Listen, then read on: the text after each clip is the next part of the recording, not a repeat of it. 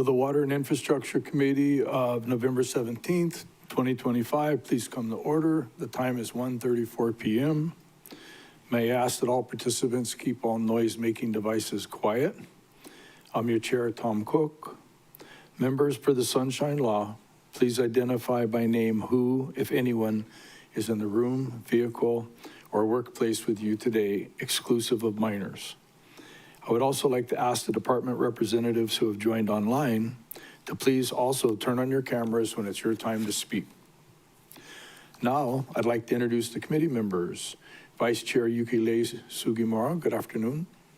Good afternoon, Chair. Looking forward to a productive meeting. I love the contents of the discussion.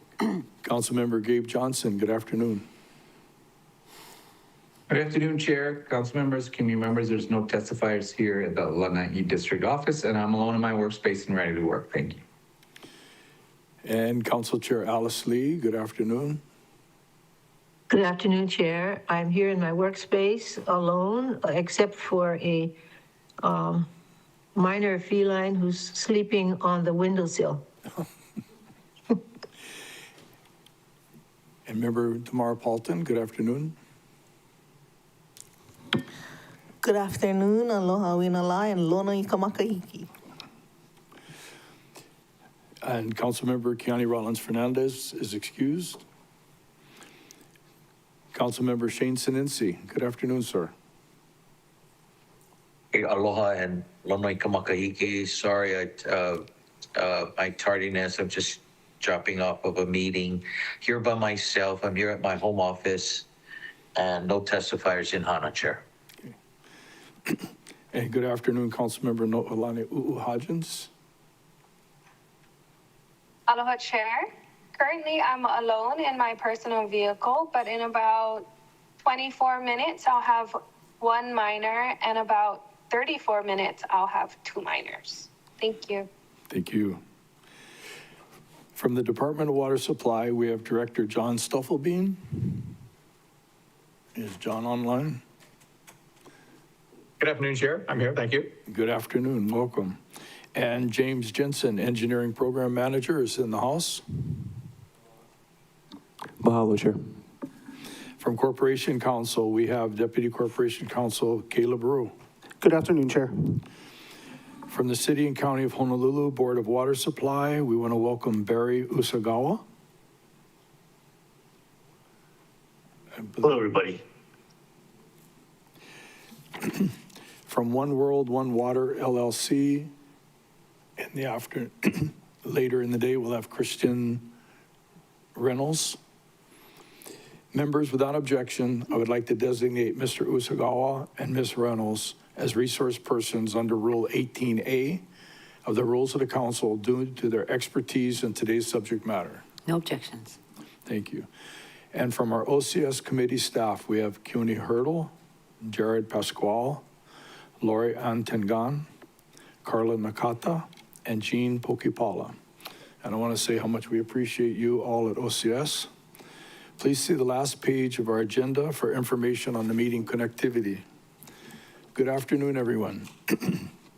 Today we have two items on today's agenda. Y19 relates to an intergovernmental agreement for the Waimaole Freshwater Initiative. Y1.5 relates to the Department of Water Supply's methodology for calculating domestic water supply. Members, if there's no objections, I would like to take testimony after receiving opening comments on Y19 and Y15. Thank you, members. Let's begin. Members, Bill 160, 2025 authorizes the mayor to enter into an intergovernmental agreement with the state and other county water departments for the Waimaole Freshwater Initiative, a collaborative effort to strengthen Hawaii's long-term water security. This initiative represents a statewide collaboration to secure Hawaii's freshwater future through a one water approach, an integrated method of managing water resources across freshwater, stormwater, and wastewater systems to ensure long-term resilience for both communities and ecosystems. The proposed memorandum of agreement attached as Exhibit 1 outlines commitments among participating agencies to coordinate on planning, resource management, and climate adaptation efforts. It also provides for joint working groups, shared funding opportunities, and consensus-based decision-making, while maintaining each jurisdiction's autonomy and fiscal responsibility. This measure reflects the county's ongoing commitment to sustainable water management, intergovernmental collaboration, and climate resilience. At this time, Director Stufflebean or Mr. Jensen, would you like to provide any opening comments? Sure. Yes, Chair, this is John Stufflebean. Yes, I'm very pleased to bring this forward to council. We've been involved with the Freshwater Institute in kind of its previous manifestation since I've been here.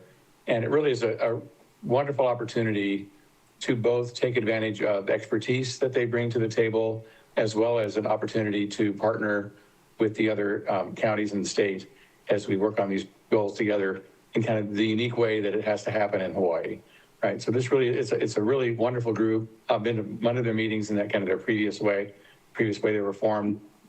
And I think it's really important that we have the opportunity to network with this organization. And it also ties perfectly into the new initiative and the county's taking called One Water, which is basically taking a look at water, not in individual silos, but as a kind of integrated way, looking at both potable water and non-potable and stormwater and recycled water and wastewater and all these things together, which is the way it should be done, of course. And I, at this point, I see if either one of the resources also has an opening statement, but yeah, I'd be glad to answer any questions that you have. Thank you. Thank you. Members, we also sent correspondence to Corporation Counsel on whether the memorandum of understanding places a financial obligation on the county. You may find a copy of Corp Counsel's response under Granicus attachment number 6. Deputy Corporation Counsel Rowe, would you like to briefly go over your legal opinion?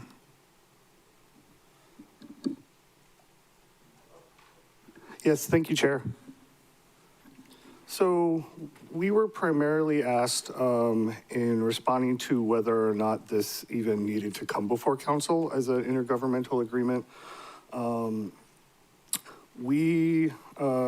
Working with the department, we had kind of determined that it was a good idea to, out of an abundance of caution, because it does specifically make reference to certain things that the county has to do. It does subsequently say that this doesn't place any obligations of any financing on the county.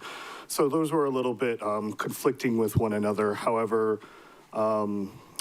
in order for there to be additional projects that go on, there will be funding that's likely going to be coming through, at which point we will be sending subsequent requests for approvals of those.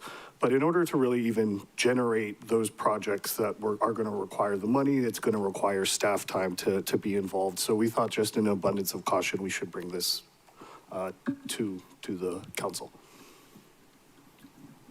Okay, so in general, Corp Counsel supportive of this? Yes, we're supportive. Okay, thank you. At this time, would Mr. Osagawa like to make any opening comments? And good afternoon, Chair and members. Barry Osagawa, Honolulu Board of Water Supply. I was a Freshwater Council member since the inception in 2013, and been working on trying to make Hawaii's water resilient to climate change through reuse, conservation, and storage and capturing stormwater. And working together to statewide, because we have all very similar issues in each county. We can learn from each other. We can support each other as we try to become more resilient. So we certainly support Maui's participation in the Freshwater Initiative. And we're happy to answer any questions you may have. Thank you very much. Thank you very much, sir. Thank you for joining us. We'll have some questions after we have public testimony. So,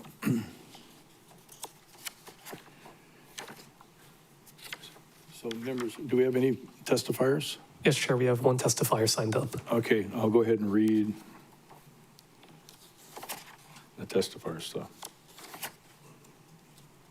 Chair? I don't know if Kristen if the other resource might have wanted to make an opening statement as well. I don't believe she's available yet. Yeah, Chair, she's not online at the moment. She is? Oh, I'm sorry. No. Sorry about that. Okay. No, thank you, Director. Yep.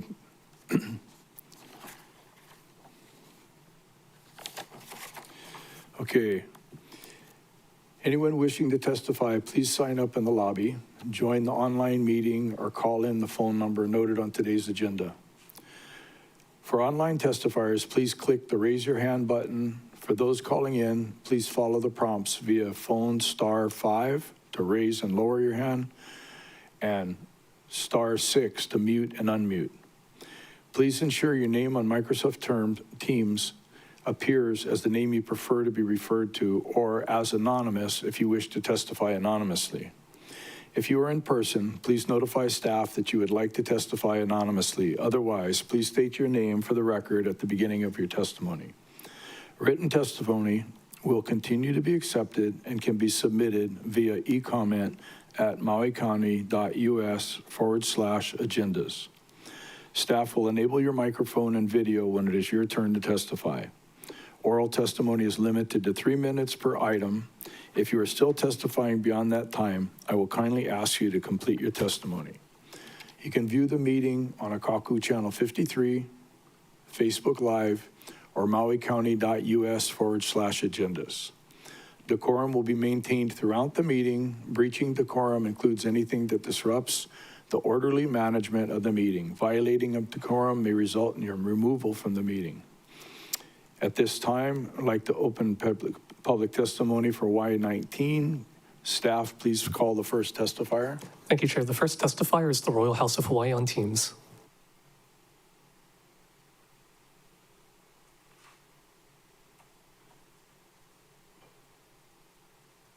Aloha. This is the Royal House of Hawaii and Alorio land tenant and descendant under Heva Heva Nui. And I just, for any of the projects, how are these projects being approved or allowed? Number one, because as you guys should know, with your guys' qualifications, I guess you guys say, or can I see the qualifications you guys get for B resource people? Because my rights, as for my water rights, for my water laws of the Kingdom of Hawaii under Kamehameha III, my rights and my laws have been violated. With the water laws, have been violated for over 100 years already, and still nothing has even changed or bettered at all. And what are your guys' qualifications? Because none of you guys are konohikis. I'm factually sure you guys, none of you guys is konohikis, and can produce the correct accolades and qualifications to be making these decisions, because it's still violating my water, the kingdom's water laws. And what about the health of everybody? Because having those plants affects a lot of people's health. Like, it's really bad. Like, I don't know. I mean, yeah. Ask the people in me how they do it, girl. If they can, we can. Okay. And this is and call the descendants of the royal patents, because all Hawaii is royal patented, as you guys should know. Yeah, correct me if I'm wrong. Thank you.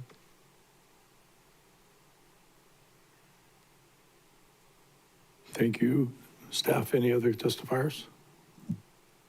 Thank you, Chair. That's all the individuals signed up to testify. If anyone in the audience, oh, I do see Kai Nishiki with her hand raised. Give me 1 second to promote her. Okay, Chair, I believe the next testifier is Kai Nishiki. Aloha, Chair. I just wanted to double check if I can provide testimony after the presentations on both items. Yes, yes, I you tried can. to ask in the chat, but it was disabled, so Kalamai. Yes, you can. Thank you. I will do that. Oh, apologies, Kai. We're actually on testimony for the first item if you wanted to testify on that. Oh, just for the second item. Thank you. Got it. Thank you. Chair, I can proceed with the final call if you'd like. Okay. So if anyone is in the audience or on Teams that would like to testify, please come up to the mic and Oh, Jared, I thought you forgot about me, man. JC Law from Upcountry and Waikoa. And I just want, this is kind of exciting, Mr. Luna Ha'omalu Cook, that you're doing this. I appreciate you putting this through your committee, and I'm sure a whole lot of other people do, and you're going to make a lot of brownie points for this one. Any questions for the testifier? Seeing none. Staff? Thank you, Chair. So this is the last call for oral testimony. Please come up to the podium or raise your hand on Teams if you would like to testify. The countdown is 3, 2, 1. Seeing none, Chair, no one has indicated that they wish to testify. Members, seeing there are no more individuals wishing to testify, without objection, I will now close oral testimony. No objections. As a reminder, written testimony will continue to be accepted into the record. Members, I'm proposing 2 rounds of 3-minute questions per member. Are there any objections? Okay. Thank you, members. Let's begin. Member Sugimura? This is very exciting. Appreciate this because I think as the chair, which is Mr. Uesugi, I think, Uesugi, for this freshwater initiative is will bring the whole county, all the counties in the state of Hawaii together and to work on this project. And I think this is like well overdue. So Mr. Usagawa, sorry about that. Did City County of Honolulu receive an award for this One Water?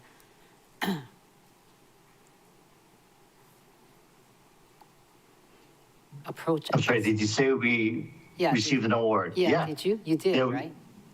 Okay. Yes. So tell me a little bit about what you're doing, because it sounds like it's something that we'll all end up doing to follow your lead. Thank you for your question. In, I think it was 2022, 23, something like that, we received an outstanding public sector award from the U.S. Water Alliance at their One Water Summit in Milwaukee. And the award was just to recognize the legislation that we passed, we promoted and got an ordinance passed, which institutionalized collaboration among city agencies here to work on climate adaptation projects together. The thinking there was that climate adaptation, climate resilience is so difficult that the only way that we could address that is to work together. And by requiring it in an ordinance, we ensure that that effort will continue across city administrations. And so they just recognized us for that. We've been working on reuse projects for, like, I've been here for like 40 years, been working on recycled water, conservation, stormwater capture and reuse. And now it has folded into climate adaptation and sea level rise. I think there's a lot to learn. Every island has something that we can learn from, and we can all learn together. So, you know, it just makes sense to talk story in a safe place, so. And so your ordinance that you passed is working then? It opened those, it took away the silos. Yeah, there is, you know, we're siloed for a reason because we got to focus on our safe drinking water and our storm water and our wastewater treatment, but we miss those areas around the edges where if we work together, we can partner and contribute our resources towards, say, like recycled water and stormwater capture, rain barrel for conservation.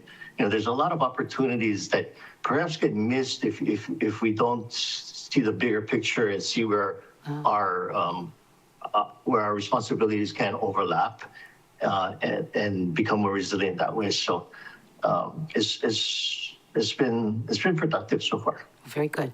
So I guess, Director, do you think that we need to also support this effort and pass some kind of ordinance, or similarly? Maybe my next question then. I heard the buzzer. Thank you. Councilmember Johnson, your first round of questions.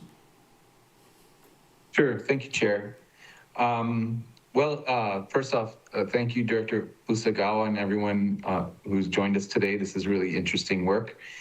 My first question is about the number of members that Maui County will be allowed to have. Is it the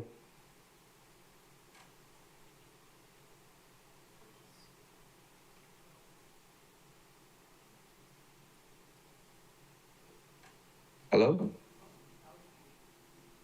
Member Johnson, you froze for a minute. You want to start over? Okay, can you hear me now? Yes. Okay, sorry about that. I'll just cut to the question. How many members are allowed on this for Maui County? Is that 2 members allowed?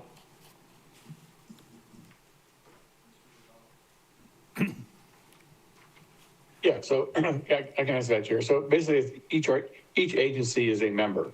So it isn't really a person. Okay. Each agency is a member, right?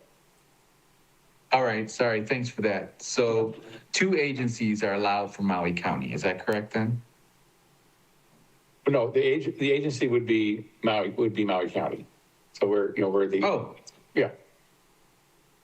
Okay, I got you. All right, then my second question is commitment number 2. It says there should be shared funding for a long-term coordinator. Is that the discussion you guys had with Corporation Counsel on what would be required financially from Maui County? And how would that work? Would each entity pay a year's salary, or how do they share funding for a long-term coordinator? Maybe Director Stufflebean can, I don't know who. Right, so that would be something we would come back to the council for, but the idea would be it would be shared equitably among the various members. Yes. Okay. So once this comes into effect, because there's so many other folks involved in this, once it comes Maui County's turn, that's when you would come before for a budget amendment, Director? Is that the process you're imagining? Yes. Okay. All right, that was my questions. Thank you so much. Thank you, Chair. Thank you. Chair Lee, any questions? Thank you. I have no questions. Member Paulton, any questions for our resource? Thank you. I think my question might be for Director Stufflebean or Mr. Jensen. It says that with this specific MOU that there's no money allocated, but there may be a future one that allocates it. Would that require a budget amendment, or do you have like reserves with which to cover those expenses? Director? Yeah. So it would depend on the amount, but I mean, we certainly do have some money that would be available for that if needed, for sure. And we don't anticipate that being very much. I mean, the idea is this is really about a collaborative effort working together. But if there's staff time, if there's something beyond staff time is needed, then we would look toward our reserve funds for sure. And if we have some money for that, it could be available for that. So you don't anticipate any budget amendment between now and the end of the year? No, probably not before the end of the year, no. And then would it be written into next fiscal year's budget, if anything, or we wouldn't know until they let us know how much? Right, that would be, it would depend on the timing of that, right? We do want to make sure that we can cover our share of the cost, but it'll be minimal. Yeah, we certainly, as we're putting together the budget for next year, we definitely want to include participation in this agency if this is approved. And then any information that comes out of this partnership, how would it be made available to the public or the council or what? Or is it not necessary for the public to know?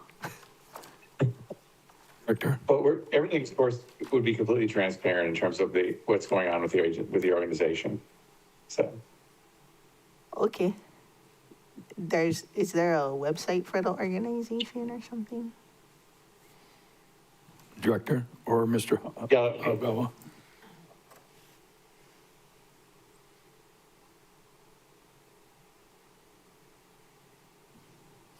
Yeah, can I Barry answer that? We do not have or currently have a website. The actions that we work on are, like I've been working on projects for Honolulu County, so it's in conservation or reuse. But we do have our own departmental websites, and that may be something to consider. Just an update on progress, but it would be up to the directors.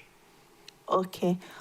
So Mr. Usagawa, you don't really share out information to the general public about what you are doing with the various counties and the Department of Water Supplies? Mr. Usagawa? Sure, it is to be determined, but in the first 10 years that we've been doing the freshwater initiative, there was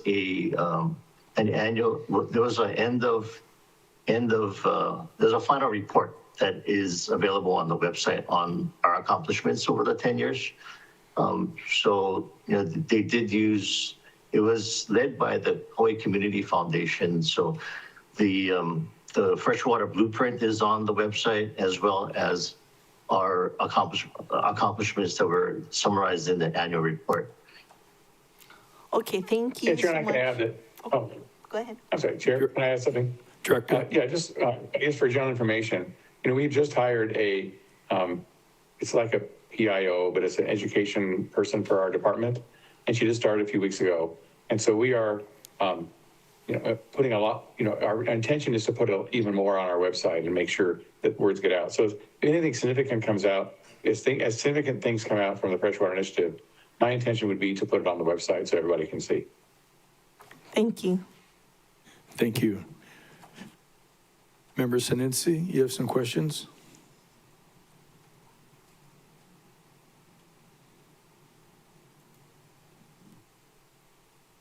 Hello, Chair. I'm just looking at the MOU right now. Could we, for Director Usagawa, is the one water approach, is there like a mission statement for, I see it as it's italicized, the one water approach, if you can summarize it? Mr. Usagawa?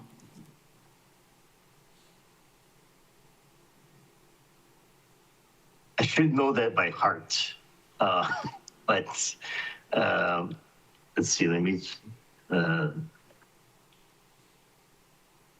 have a website, and it's onewaterhonolulu.org.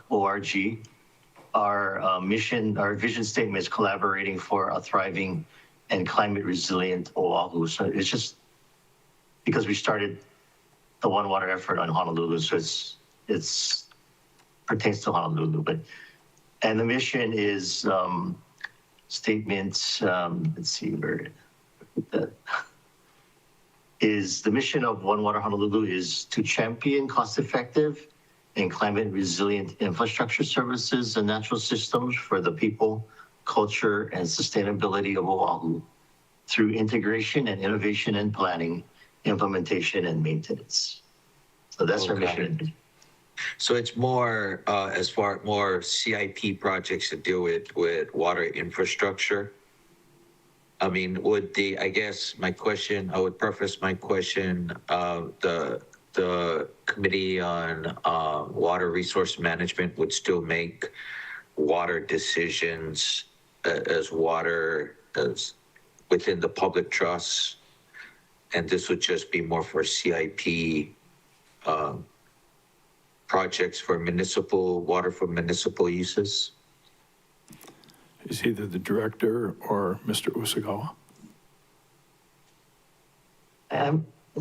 Thank you for your question. I'm a program administrator, not a director.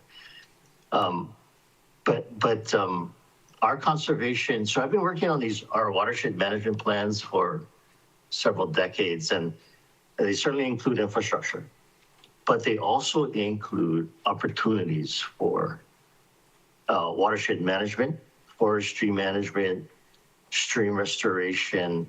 Because if you conserve water, you don't pump it, then what do you do with the water? Well, it can be, we've restored 2 streams here in a little bit, right, in Makaha and Waianae, to the point where, and we leased lands to a community group called Mohala Ikabai. And they opened lo'i on the below Kaniaki Heiau, on border water land. We also restored some stream flow in Kaupuni Stream in Waianae. And if you heard of Ka'ala Farm, they're able to open more lo'i because of that. Whether they come from the One Water effort or it's just our watershed management plans that we are working with each of the Moku communities on how we can conserve water, diversify our water system, and protect the environment and the forestry health and ultimately watershed health is our goal. Those are just projects that I've been working on and helping. Whether or not they rise to the level of this freshwater initiative, that's up to the body, but we certainly have a number of examples where where we've worked with the community to try to get that happen, to help them restore and manage, all the way to fish ponds and polluted runoff, into Mauna Loa Bay. It just, the list is very broad. We take a holistic view of the watershed applying the Ahupua'a concept of Mauka to Makai connections and cultural values. And so we've been working in several areas on those initiatives. Alo Administrator Usagawa, sounds very familiar to our newly formed county, the Maui County Department. Thank you. Thank you. Member Hodges, questions? Thank you, Chair. Right now, I have no questions. Okay, thank you. So is there a need for a second round of questions? Okay.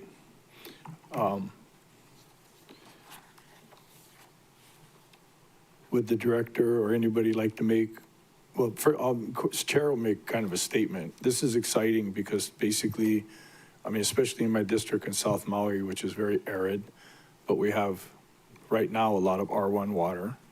We have flooding, which gives the opportunity for capture and reuse. We have flooding, the potential to recharge the aquifer. And so it sounds like this group is a really good resource to talk story and share experiences. So I'm excited to see the Department of Water Supply connecting with the other departments on the other islands. So Mr. Jensen or Director, any closing comments? Yes, Chair. Yeah, you summarized it well. This is not really about, a project, although projects could come out of this.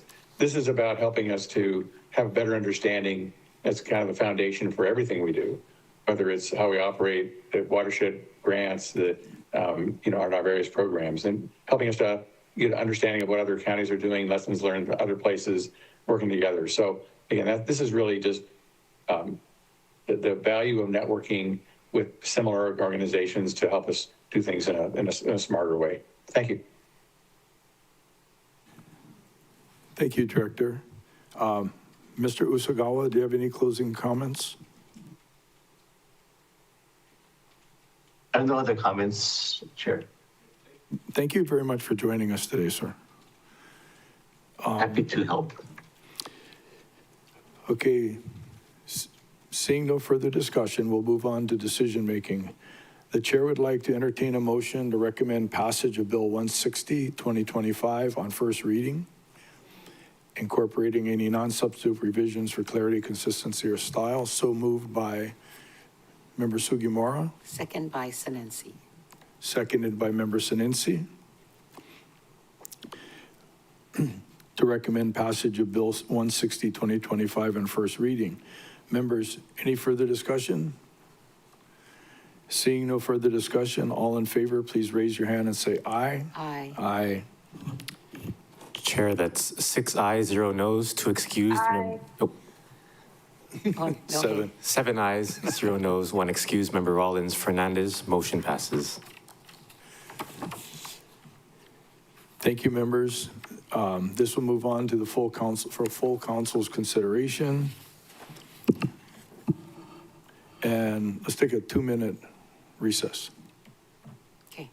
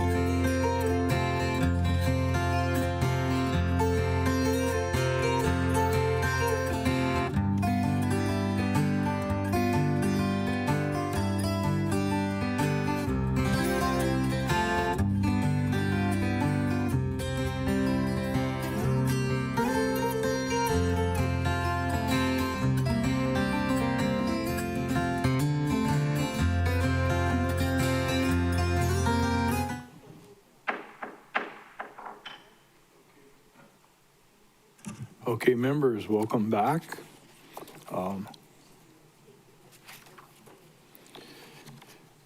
Okay, now to continue, members, Y1.5 relates to the implementation of Section 2 of the Ordinance 5759-2025 on the methodology of calculating domestic water demand effective January 1st, 2026.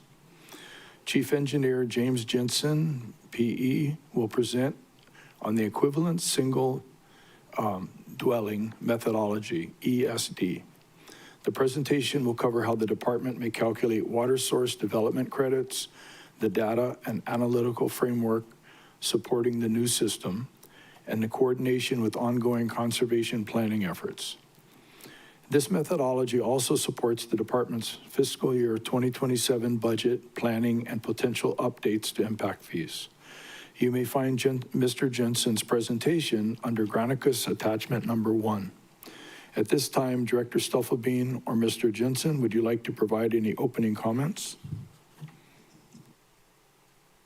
Yeah, good afternoon. Yeah, I'll just turn it right over to Chief Engineer Jensen. Thank you. Right, mahalo, Chair, mahalo, Director. Aloha, members of the committee.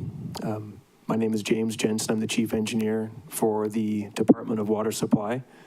And is it okay to, Chair, we'll just dive right in? Yes, staff, we're going to do testimony after the presentation. Yes, Mr. Jensen, please proceed. Okay, mahalo. So the purpose of this presentation is to give an overview of the department's response to the passage of Ordinance 5759, where the department received clear instruction from council to focus on daily demand as the means of assessing impact fees, which are in turn related to approval of applications for new water service. So as we all know, DWS currently uses fixture units to determine meter size, which then equates to development impact fees. Over the years, this approach has led to kind of a lot of consternation and frustration for the public and for staff alike. And I'll share information on really why that is kind of as we go through this. I don't want to focus on the past practice, but it's really a lot of the consternation and struggle with the current process is really geared around what we call ancillary fixtures, and we'll talk more about what we mean by that. So Ordinance 5759 was introduced to just ensure that we look at daily demand, right, and focus on that. And then, gosh, I think it was about a year ago, we were having this conversation about making the shift. And at that time, I had kind of given the feedback that the department was, it wasn't in our crosshairs to address immediately, but this was something that Director Stufflebean and I, both as having come from outside of the organization, was something that had raised an eyebrow with us, and we were contemplating kind of, what a shift could look like. But what Ordinance 5759 did was it gave us a deadline. So it allowed us to put our heads down, have a priority established. It's a meaningful priority and a goal to work toward. And I do want to thank the council for, through its discussion last year, giving us until January 1st of 2026, because as we'll see, there's a lot of upfront work to create what we believe will be a much simpler process for folks, instead of the current methodology, which kind of requires all of that work every single time. So we're looking to simplify the process, and this is how we're going to do it. The Hunter's curve is what the current infamous fixture unit methodology is based on. And it's an old concept, I think originating in the 30s or 40s, really geared towards designing plumbing systems for buildings. And it's got kind of some fundamental incompatibilities with the way we use it. And one of those, probably the prime incompatibility is what's called congestion of use. So the Hunter's Curve method assumes that for every additional, as you pile up fixtures in a building, the probability of use of that fixture kind of does go down, but there's an assumption that there is a probability of use for all of those fixtures at any time. So it really works well for worst case design in a congregational setting like church, right? You would design your plumbing system for after mass or for the MAC, right? You would design your plumbing for between acts, right? There's a period of really focused kind of scheduled use. But in the residential setting, and even for most non-residential settings, that use is significantly more random than the Hunter's Curve predicts. So there are some other methodologies that are still fixture-based that you could use that are more geared towards empirical study and probability that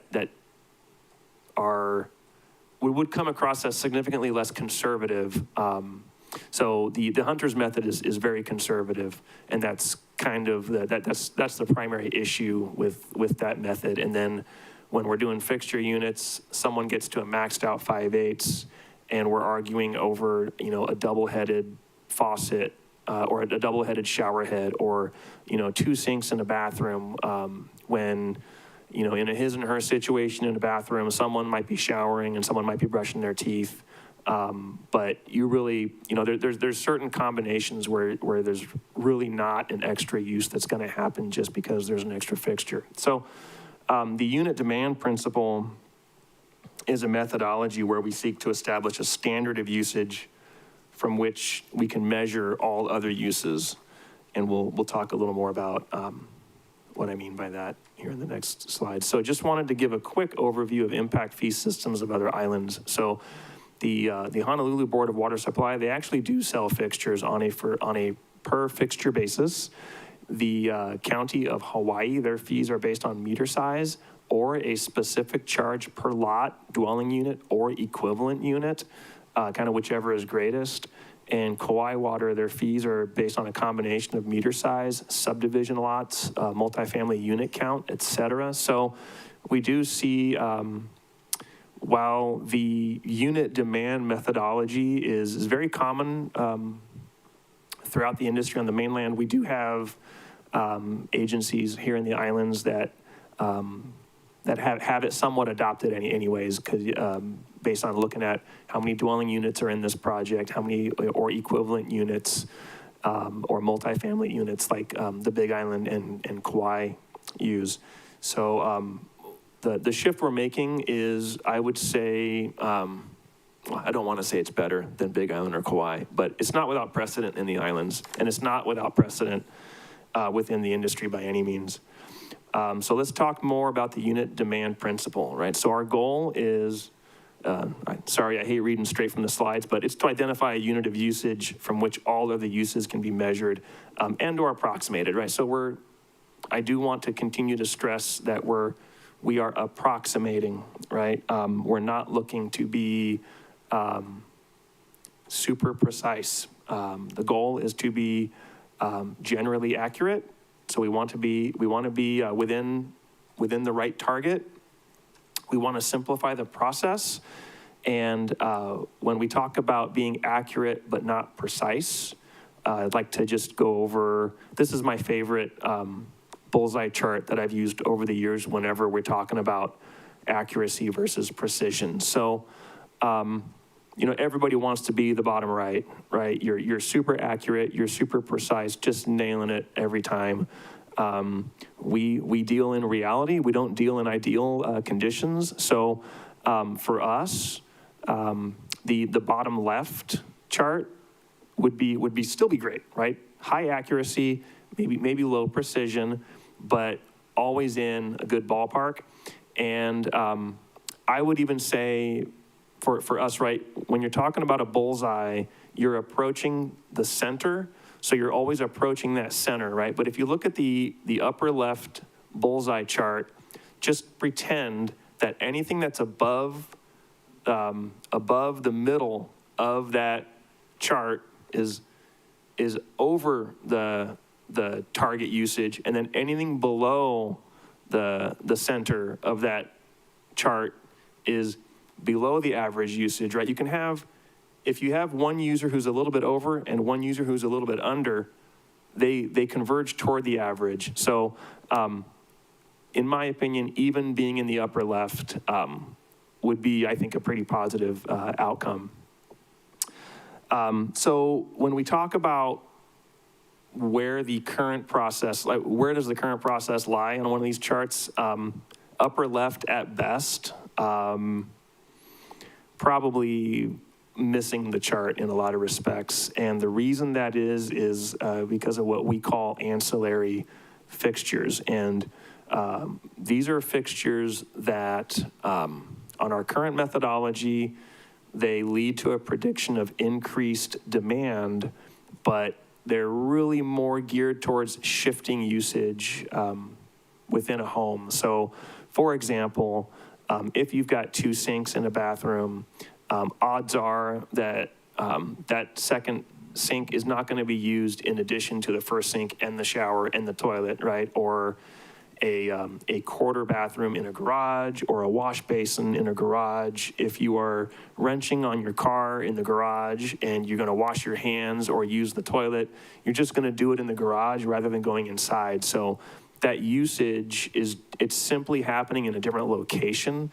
That those ancillary fixtures do not drive higher levels of or higher expectations of occupancy and concurrent usage of water. Focusing on demand also with this principle helps us strengthen the link between daily usage and the cost of source development. So towards the end of this presentation, we'll have some really important discussion about what to expect for the FY27 budget. And the best of all, the focus on daily demand, especially after we adopt the FY27 budget, hopefully, will make meter size much less important, and we'll talk about why that is when we go through some of the fee calculation examples. So the new system, I'd like to introduce everyone to the equivalent single dwelling. We call it an ESD. It's commonly referred to in the industry as an equivalent dwelling unit, or EDU, but I like to be different, so I'm calling it an equivalent single dwelling. So what is it? It's a fixed unit of daily water usage. How much is it? It's 300 gallons a day. So why do we think this, right? So looking at empirical meter data and looking at per capita usage, we look at, okay, how much water can a person be expected to use in a day at home? And by looking at all these different things, we kind of homed in on 300 gallons a day for the target equivalent dwelling. And I think on the next slide, we'll talk about what constitutes an equivalent dwelling, or kind of what is the model residence look like for that. But in looking at kind of how much water an individual would use in any given day, we look at things like dishwashers, hand washing of dishes, laundry per person per day, showers, brushing teeth, toilet usage, hand washing, and of course, most importantly, human consumption. We just look at all those things and, just establish a reasonable expectation of how much water a person would use. And again, this is a target, not looking to predict each individual's exact usage. So developing the equivalent dwelling, or this unit demand, We looked at 19 combinations of beds and baths ranging from like a 1-bed, 1-bath Ohana up to your 7-bed, 7-bath McMansion situation. And just as those combinations of beds and baths increase, we're approximating what kind of occupancy could you expect to see and what kind of concurrent water use could you expect to see based on those occupancies. And so the occupancy creates a correlation to daily usage, and we'll see below at the bottom of this slide how we do that. And then based on those occupancy targets, we look at what kind of concurrent use could we expect to try to correlate that concurrent use to the occupancy.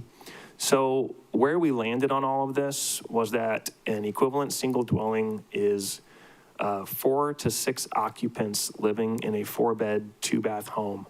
And then this picture here is just kind of an off-the-shelf equivalent single dwelling that you'd expect to see. It's nothing major. It's a pretty modest house. And the ESD itself includes those underlying habitation assumptions I mentioned earlier about, kitchen use, dishwasher use, laundry, those kinds of things. And because those underlying habitation assumptions are baked in to the equivalent dwelling, this is what's going to allow us to not care so much about fixtures. And that's also why it'll be important that we compute ESDs per dwelling, right? Because the current methodology we use, if you build a first, second, and an Ohana on one property, those fixtures just pile up, and then they get combined into what the current fixture worksheet spits out as a instantaneous flow rate and thereby a meter size, whereas this methodology builds in those it builds in those kind of shared uses that are in a home. So that's why it's important that an ESD, the number of ESDs for a particular dwelling, be computed on an individual basis.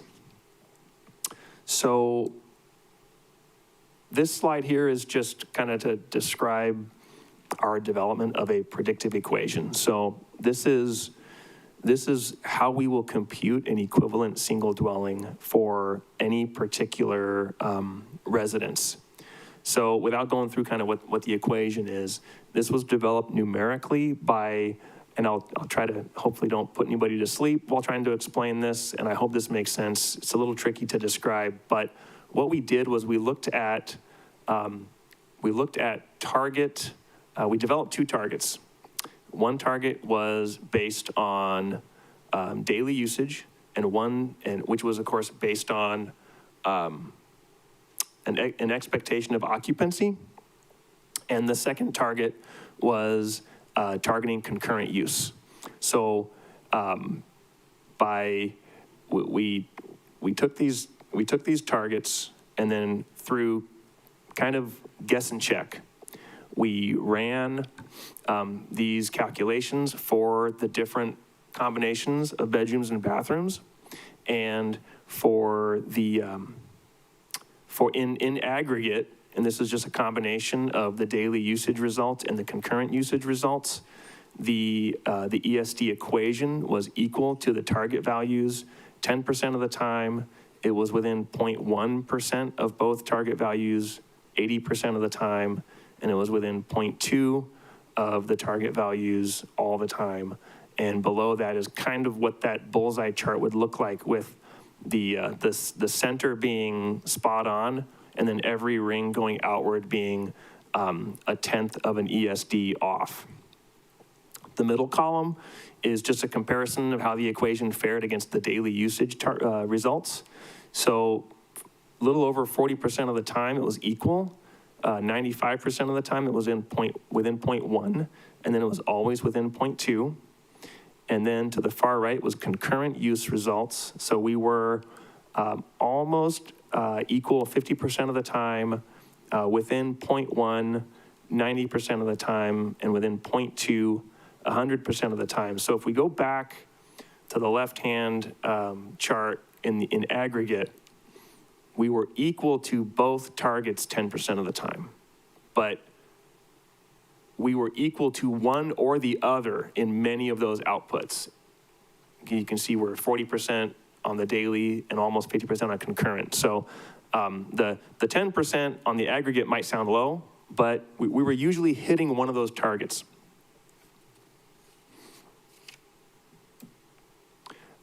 So the key result of the new system is process simplification.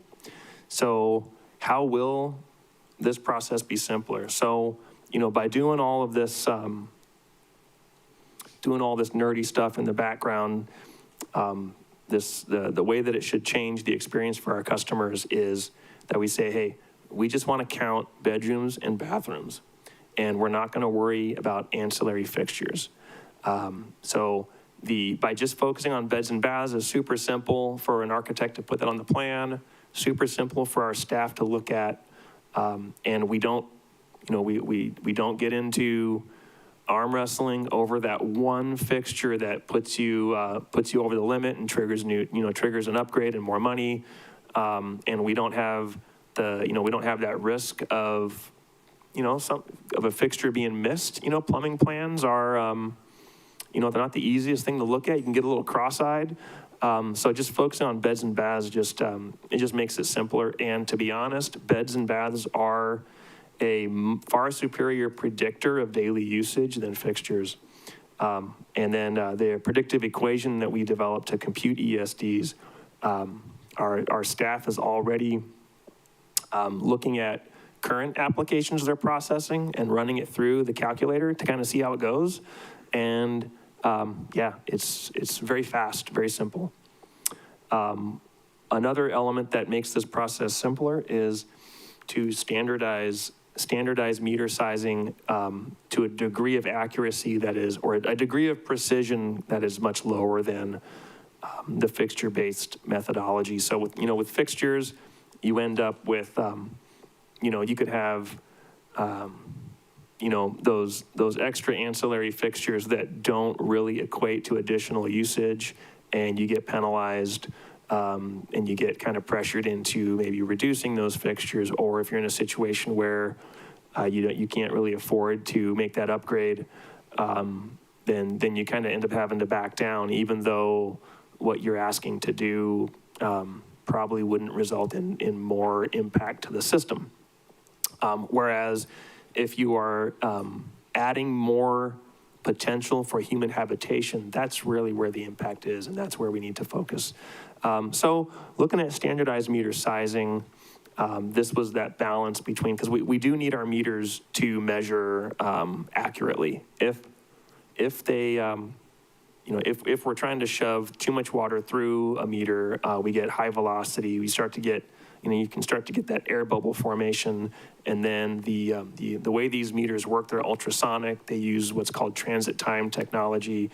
And when you get bubbles or you get non-laminar flow at these really high velocities, they start to clip and they start to read zero. So it is important that we have, we do need to make sure that these things are reading accurately. So we have this standardized meter sizing table that we're going to be putting forward, which is 2.5 ESDs in a 5/8 meter, which is, that's, if you were to have a 4-bed, 2-bath first, and then a pair of 1-bed, 1-bath Ohanas plus an allowance for outdoor irrigation, that would be 2.5 ESDs. If you're on a 3/4-inch meter, then we can measure 3.5 ESDs worth of flow through that thing. Again, based on the probability of concurrent use, in addition to that daily usage. And that's, a 4-bed, 2-bath primary, a 4-bed, 2-bath Ohana, no, 4-bed, 2-bath second, a 1-bed, 1-bath Ohana, and an allowance for outdoor use. And then a 1 inch is 6 ESDs, right? We know that as that diameter gets bigger, you can start to really push more water through these things. That just, at that point, there's a lot of different combinations that could add up to that 6 ESDs. And looking at the source fee of a 5/8 meter, and that we're approximating that 2.5 ESDs is suitable to that meter size, we kind of back in to what the cost of an ESD is, which is the current source fee on a 5/8 meter of $5,789 divided by 2.5 ESDs, which equates to a cost per ESD of $2,316. And that will be important for some of these upcoming slides when we talk about impact fees. So let's talk about our customers' experience. So we'll go through the different types of applications that we typically see and how we expect this process to affect those customers. So for single-family residential, we're going to focus on bedroom and bathroom counts. I know I kind of went through this a couple slides ago, but they'll be summarized on the plan. Our staff will confirm them. We expect there to be significantly fewer headaches.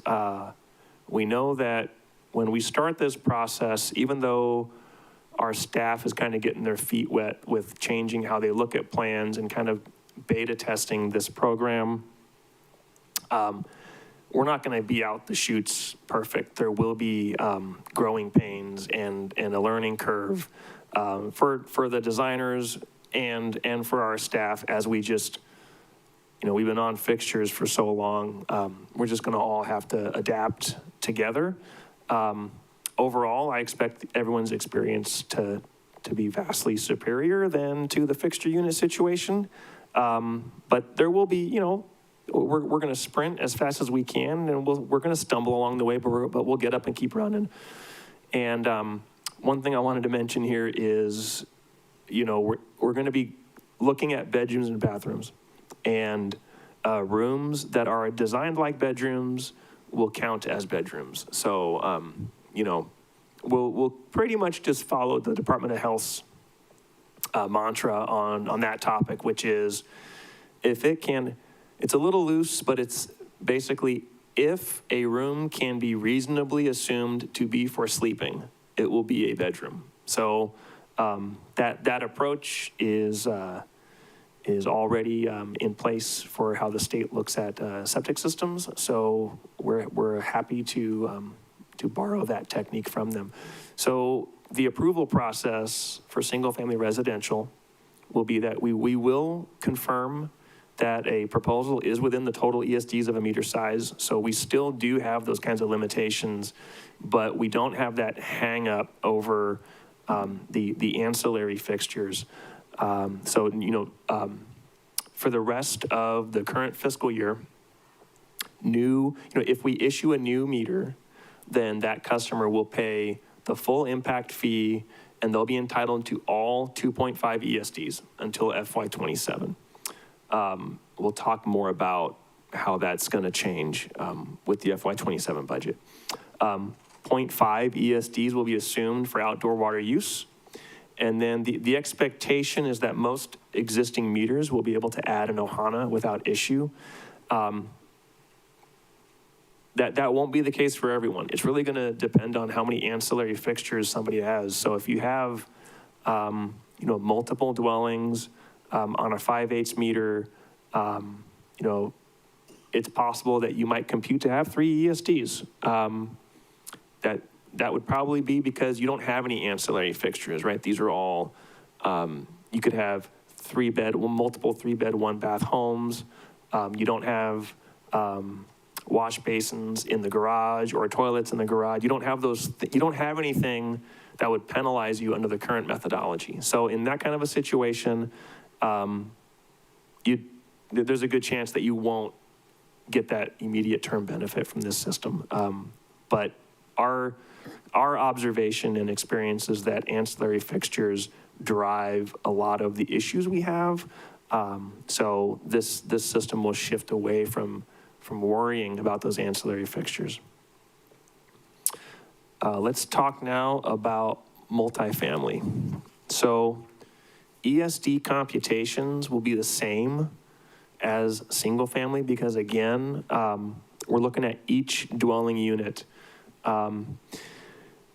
It's not mentioned here, but the way that we would expect it to play out, and we'll be including this in submittal instructions for consultants and applicants, but an apartment project can provide a summary table on their cover page that says, hey, type A is a 1-bed, 1-bath, and we've got 20 of those in this project.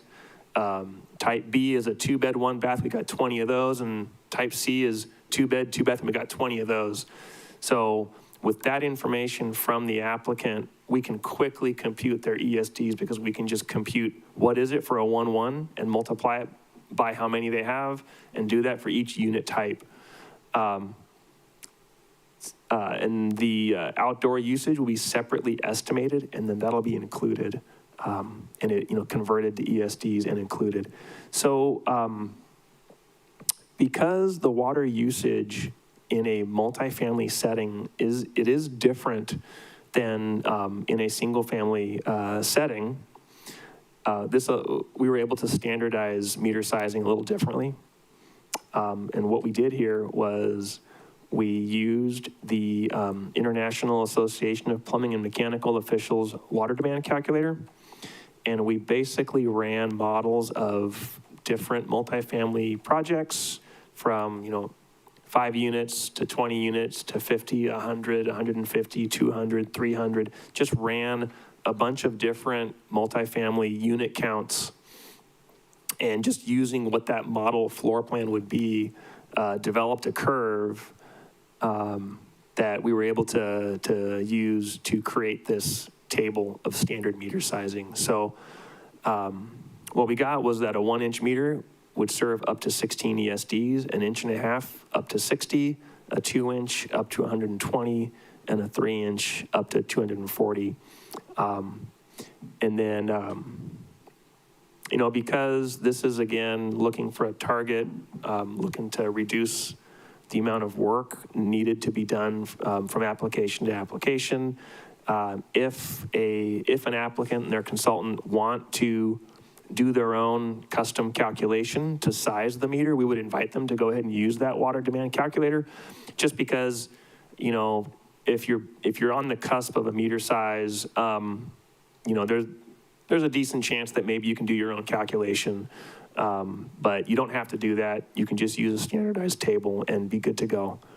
One thing I wanted to say as a little side note about that water demand calculator is we're working with IAPMO now. We're participating in their study to develop a non-residential version of their calculator. We don't have the permissions in place yet to do it, but our goal is to allow them to outfit some of our buildings, because those are certain use types, so that they can gather empirical data on how water is used in those buildings. And this is a kind of a nationwide study as they develop this new version of the calculator for non-residential uses. So this part's important. So existing multifamily meters are going to be entitled to ESDs, right? Because they're already connected to the system. They've already paid their impact fees. So what are they entitled to? And our position is going to be that they'll be entitled to ESDs that are either commensurate with their current approved use or equal to the FY26 source fee divided by that number, 2,316, whichever of those two is greater, right? So if you built something, right, legally, it was approved, and it's actually more than what water right was paid for, that's okay. There's no clawbacks. We're not going back to say, hey, you've got to come back and come clean and true up on your source fees. We're not doing that. And conversely, if someone appears to have a few ESDs left in their rights, then they would still be entitled to those. So some example ESD allocations is that an 1.5 inch meter, their source fees are worth 15 ESDs, 4-inch meters, 103 ESDs, and an 8-inch meter is 410 ESDs. So wanted to take a second here, and this is just a lucky example. So we know that this system is not going to be perfect. We do believe that it's a far superior system to what we have now, and that it is going to be a much better predictor of use. But we have a project over on West Side where it's a reconstruction of a 60-unit townhome project that was lost in the fire. And they're all 1-bed, 1-bath units. And if we use our current design guidelines, which is 560 gallons a day for a multifamily unit, regardless of bed and bath count, then that 60-unit townhome project would be expected to use 32,000 gallons a day. Well, if we use this new system, then each 1-bed, 1-bath unit would compute to be 0.5 ESDs. And if there are 60 of those units, then that is a 30 ESD project. And if we're saying that 1 ESD is 300 gallons per day, then a 30 ESD development would use, we would target 9,000 gallons a day as the use. Looking at their pre-fire average usage on that meter, it was 8,900 gallons a day. So it's a lucky shot that we happen to see that one, but you know, it is in the right order of magnitude, right? This equation predicted at least the correct order of magnitude of what their usage actually is. Looking at now non-residential. So, you know, non-residential is tricky because there are not really predictive, you can't predict the use. You have to look at each, you have to look at all the different types of non-residential use, and then maybe you can individually start to create predictive programs for them. But if you have, you know, O'Reilly Auto Parts and Outback Steakhouse are both non-residential uses, and they can both be in a 2,000 square foot space, and they're going to use completely different amounts of water. So what we're going to do is say, hey, you know, if you want to use the consumption guidelines that are in the standards, you can do that. That's what they're there for. The consumption guidelines are more of a planning tool that, you know, kind of like the thing that what we'll be using as we embark on our master plans for some of our water systems. But when you have a project and you know what you're going to build, then you can get more, you can get more into the details of what's actually happening. So we would invite those applicants to say, hey, you know, this is the kind of business we run. We're going to have 2 employees here at a time. The restrooms are not open to the public. We only think we're going to use this much water per day. And then conversely, if it's you know, if it's a restaurant use, they're going to tell us. They're going to tell us how much water they use. Our staff will review that.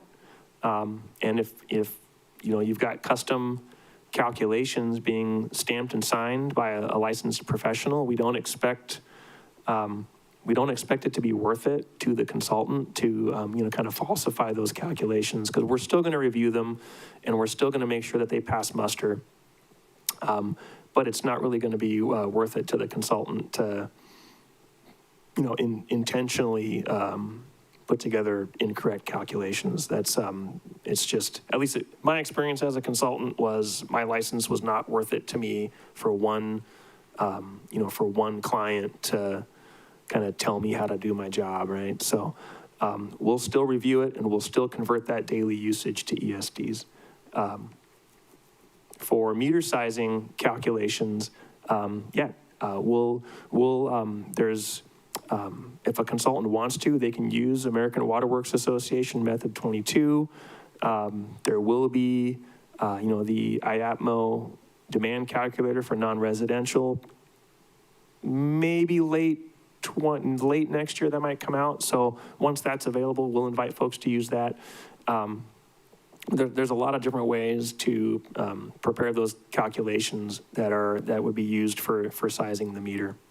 But what we intend to do is a consultant designs, you know, does their calculations to size the meter.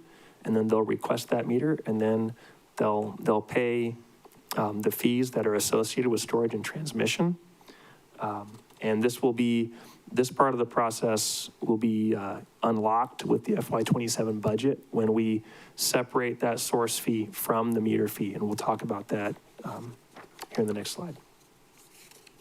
Oh wait, we got one more non-residential slide here. So in terms of existing meters, they're going to be entitled to ESDs in the same manner as multifamily meters. So it's really going to be, what is the FY26 source fee of their meter size? We're going to divide that by the cost per ESD. That's how many ESDs they're entitled to. Or, you know, if they've actually got more ESDs in use than what that calculation gives, then we're going to say, hey, you're grandfathered, you know, you were approved to use that. And again, there's no clawbacks. So implementation, okay, so our staff is starting to look at, you know, we're still processing applications under the current methodology, but kind of on the side, we're running those applications through the ESD predictive equation, and we're just getting ourselves accustomed to looking at plans in that different way. So that's all happening now.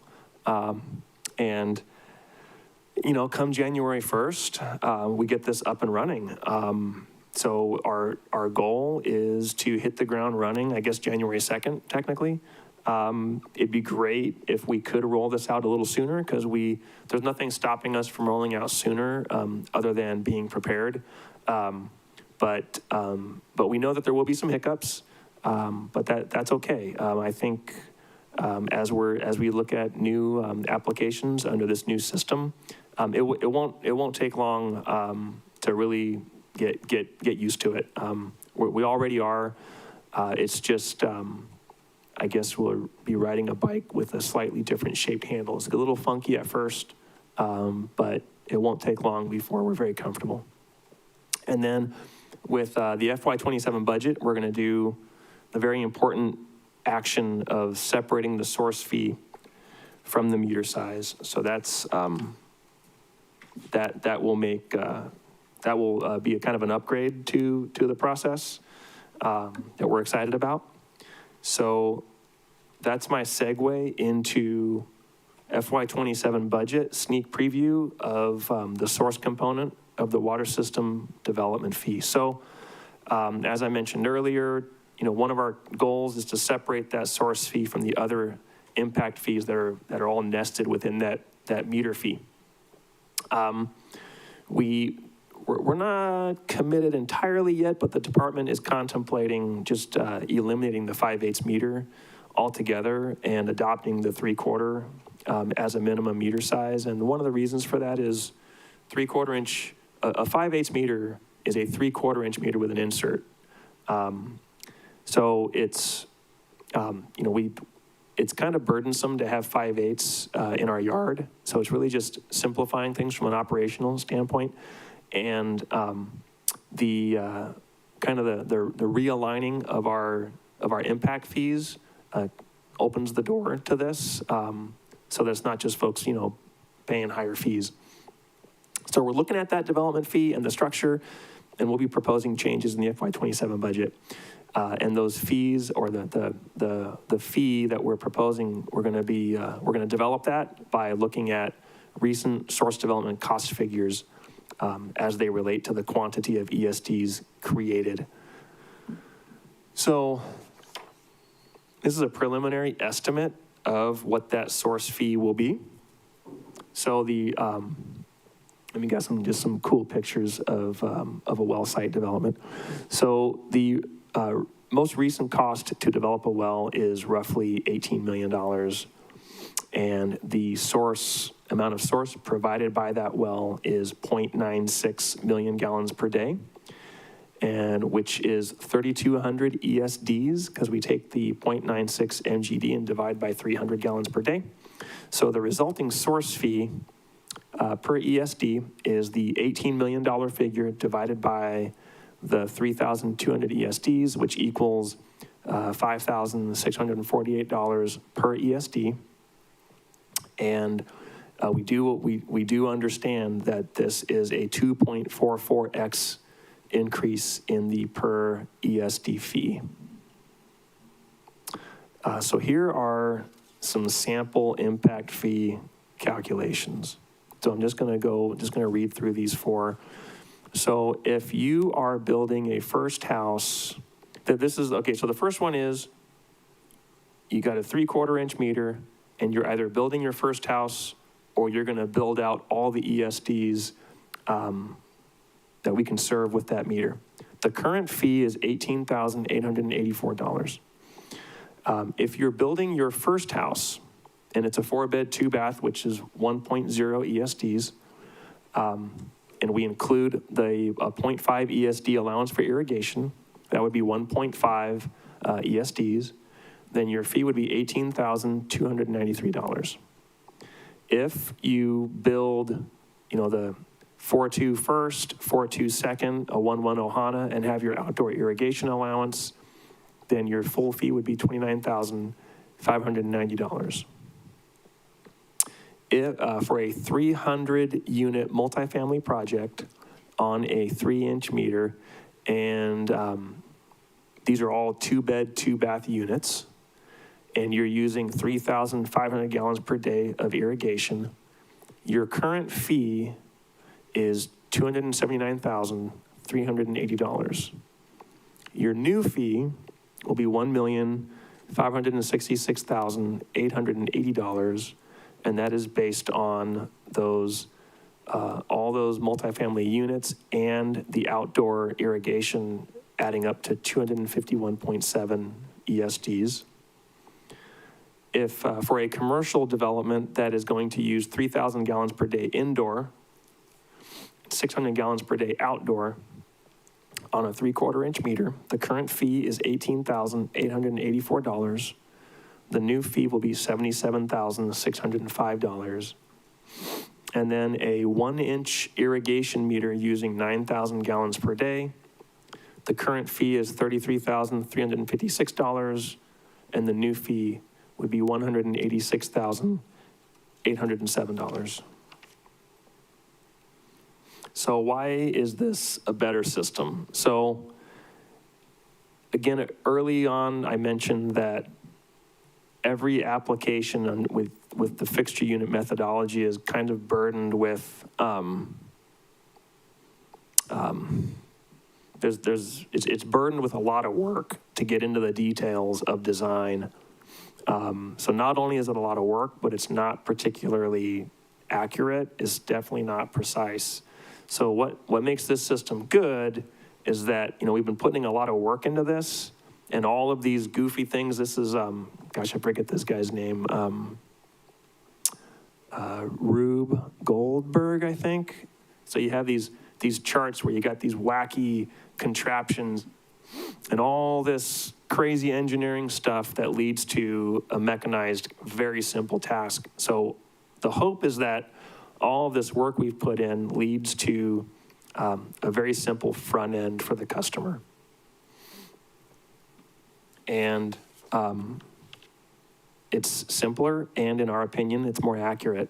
So the focus on bedrooms and bathrooms is very straightforward, and we can associate additional usage of water to additional human habitation. And that's what bedrooms and bathrooms really do.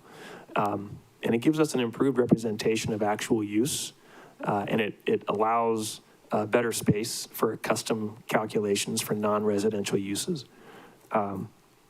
Because this system will be simpler, we expect it to be faster. And part of that is our staff that reviews worksheets and reviews plumbing plans, the amount of time that they're going to have to spend to review building permit applications will be reduced, which will create space for them to take on more of the non-engineering work from the engineers. So we can shift work from engineers to administrative staff. And that's because it's going to decrease total work to be performed. And then lastly, the system is going to allow an important correction to our impact fee. So with that, mahalo nui, and I'd like to invite questions. Thank you, Chair. Thank you, Mr. Jensen. Director Stuffelbein, would you like to add anything?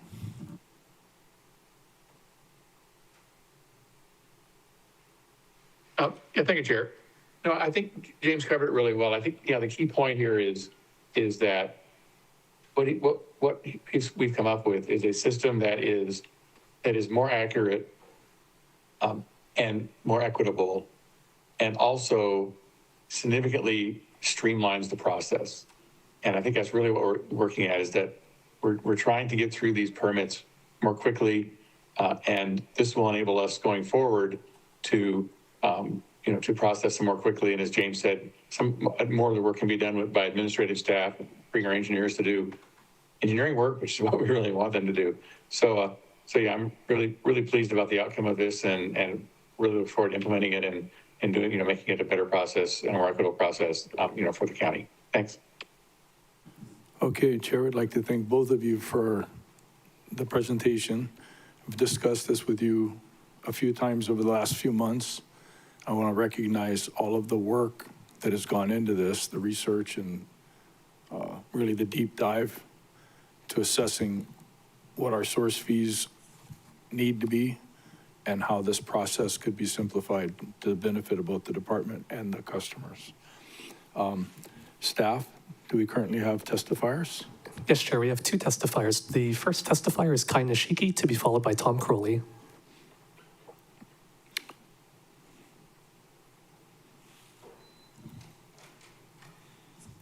Aloha, Chair and committee members. Thank you for that very informative and easy to understand presentation.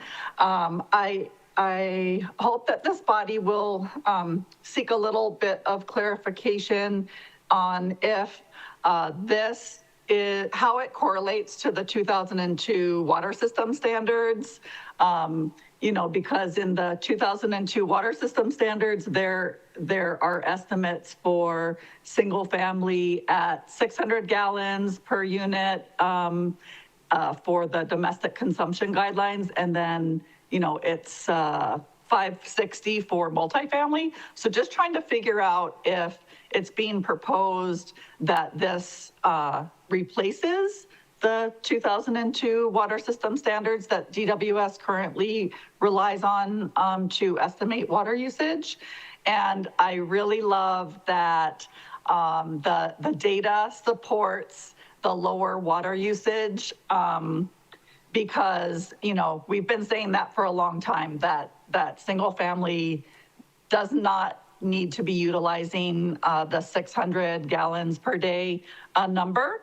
And then to also clarify for irrigation, if a project is reusing water for irrigation, just how does maybe that source impact fee and the water use, is that taken into consideration? And then in addition to that, it would be great for this body to inquire with the chair when he intends to bring forth and for you folks to discuss the water conservation enforcement bill. I'm pretty sure that was a direct referral. And in the news recently, it was stated that 1.7 million gallons of water could easily be freed up through water conservation in West Maui. And, that could equal into thousands, literally 8,000 units of multifamily housing the county could already have built and could approve and really take care of this road blocking of housing in West Maui where it is needed the most. So it would be really great for the council to really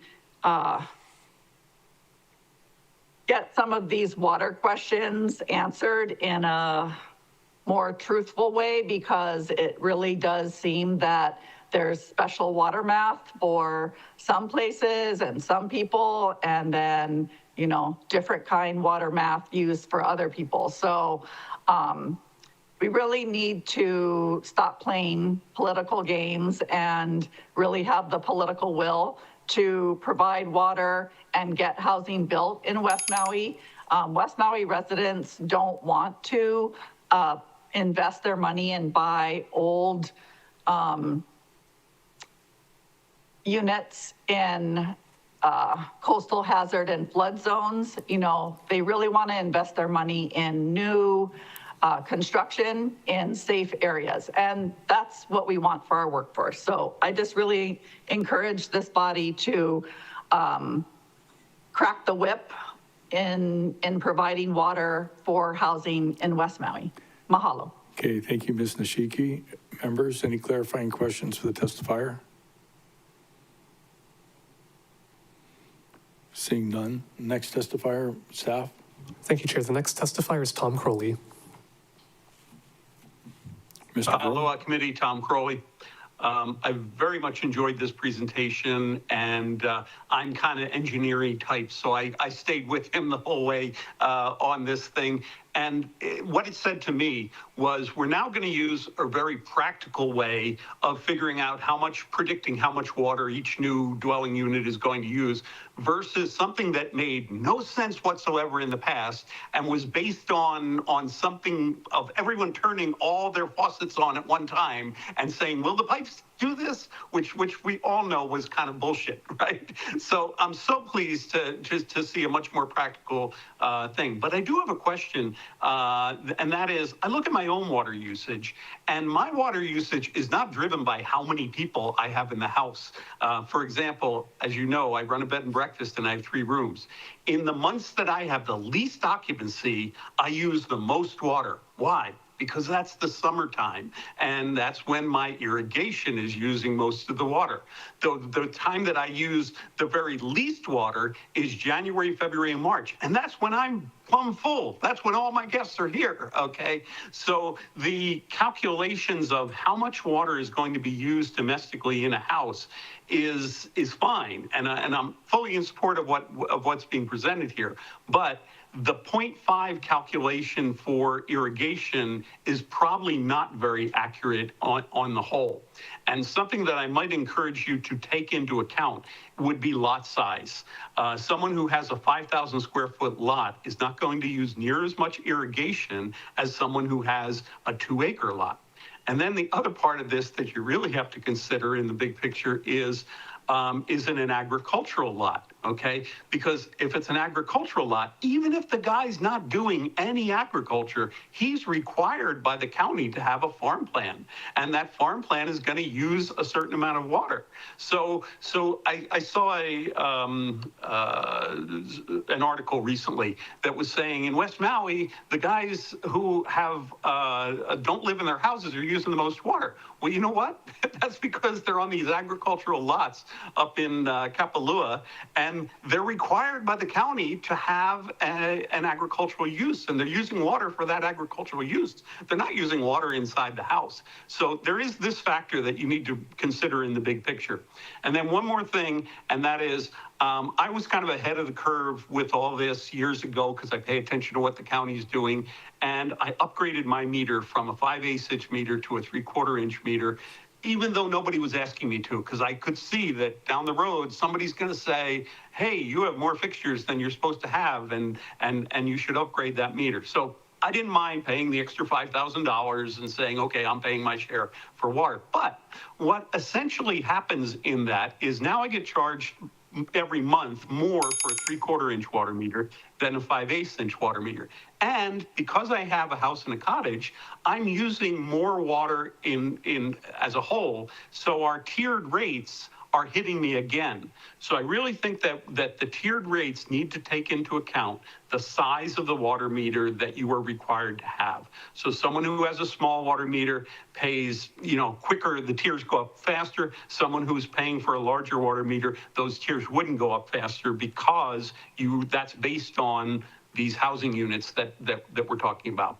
So I hope that makes sense. I know that's not really what we're talking about now, but I fully support what the presentation was and the direction they want to go. Thank you, Chair. Thank you, Mr. Crowley.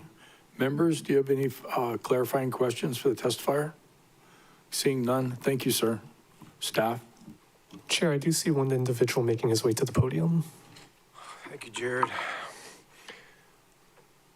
Oh. And now Limahana. So in honor of King Kalakaua's birthday is the Hawaiian word of the day, and it's used in his song Koni Ao. It's Vai Ali'i, which means chiefly water, royal liquor, or gin.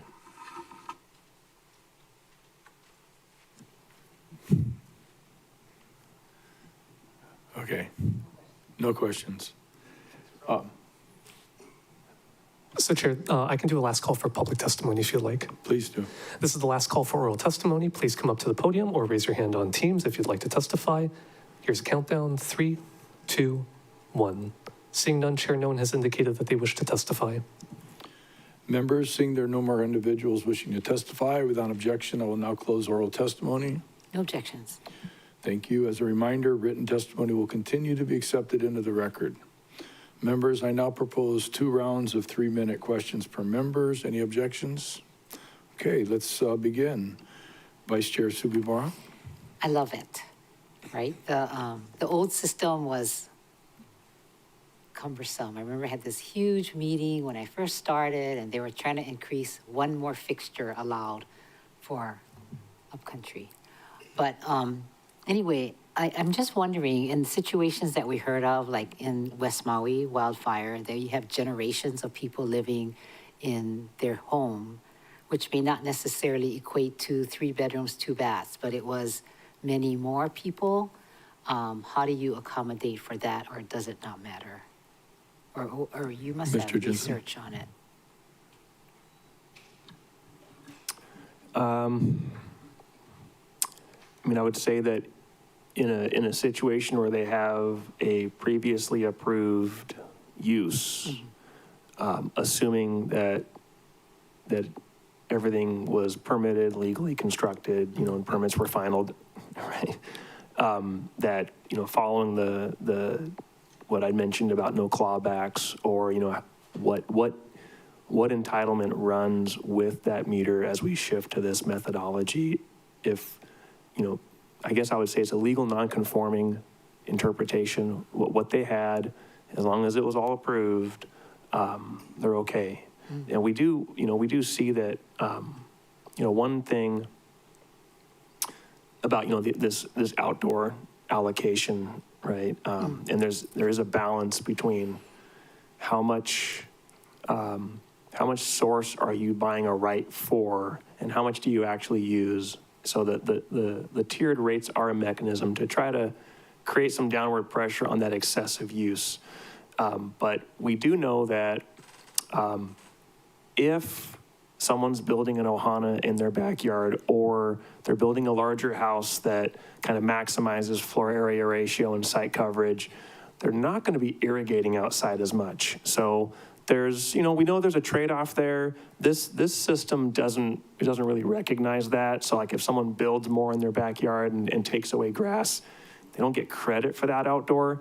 But that's kind of one of those safety factors of this methodology, where we're comfortable that it will be okay, because that outdoor usage will be reduced. So I'd say in kind of those kinds of situations, the outdoor use is kind of just being used indoors instead. Okay, very good. So I have to ask this question. What about, so when you have existing plans, you're already doing the calculations for both, right? And will people, or when, come January 1, they have to convert, right, to this new system? Are you going to have education and training for the engineers, or are they already all on board because of their professionals? Or is there something that we need to do as a county to bring the public along? Are you referring to my engineers or the outside engineers? Outside engineers, not you. So yeah, that needs to happen. I was hoping to have it on our website already, but we're working on a submittal requirements checklist to help folks understand, okay, what are the submittal requirements depending on their type of application. We want to get that on the website as soon as we can, tomorrow if we could. Kind of over the last couple of months, I have been meeting with members of the design profession and to kind of spitball, get some feedback. So there's an awareness that we're developing, and we're working with our own staff to get them understanding how they'll be affected and how they'll do their jobs day to day. But yeah, we do need to get detailed information on the website about how this process will look from their side. And we have the information ready to do that. We've been kind of cleaning it up and making sure it's ready to launch. Fabulous. Thank you. Member Johnson, you have some questions for the resource? Sure, thank you, Chair. And first off, I want to thank the water departments for getting their feet wet with these new policies. It's really refreshing to have smart folks on this type of complicated issue, and it gives me hope. So thank you for that. I'll allow my puns. So my first question is basically, I really like the slide, and Director Stuff will be mentioned a little bit as well as Mr. Jensen, is that this new process is going to speed us up. And does that, and I think the output that I'd like to hear is, we often hear the permitting process is so long, so burdensome. So just a straight, direct question, do you think this new policy is going to increase affordable housing, the processing, the time that it happens? On our end, the processing will be faster because what we're looking at, we're just looking at things from a simpler perspective. I know that there's potentially a little stumbling block with what we're saying the impact fee would be for a multifamily project, whether it's affordable or market rate. But yeah, on our end, the processing will be simpler. So that part will be faster. When it comes to building permit issuance, I don't think anything will change when it comes to like looking at offsite improvements and reviewing construction drawings for offsite improvements. That the applicant consternation with our department related to things outside of the fixture unit worksheet, might be related to kind of issues we've had with procedure and staffing levels, but we're doing pretty well with staffing. We're using consultants when we need them, and we're looking at other internal procedures that we're kind of unwinding or improving along the way. That's all geared towards making things easier. But from a building permit standpoint, yes, okay, this will be significantly simpler. Great. So I introduced this bill that helps solve the problem to help our farmers. When you mentioned that meter size, it's really fascinating. Can you speak on the possible changes of the meter size and what that does, besides you just not having to carry a little part? I'm sorry. Were you referring to the comment I made about the? You were saying like we can go up a size. You might even eliminate the smaller size meter sizes.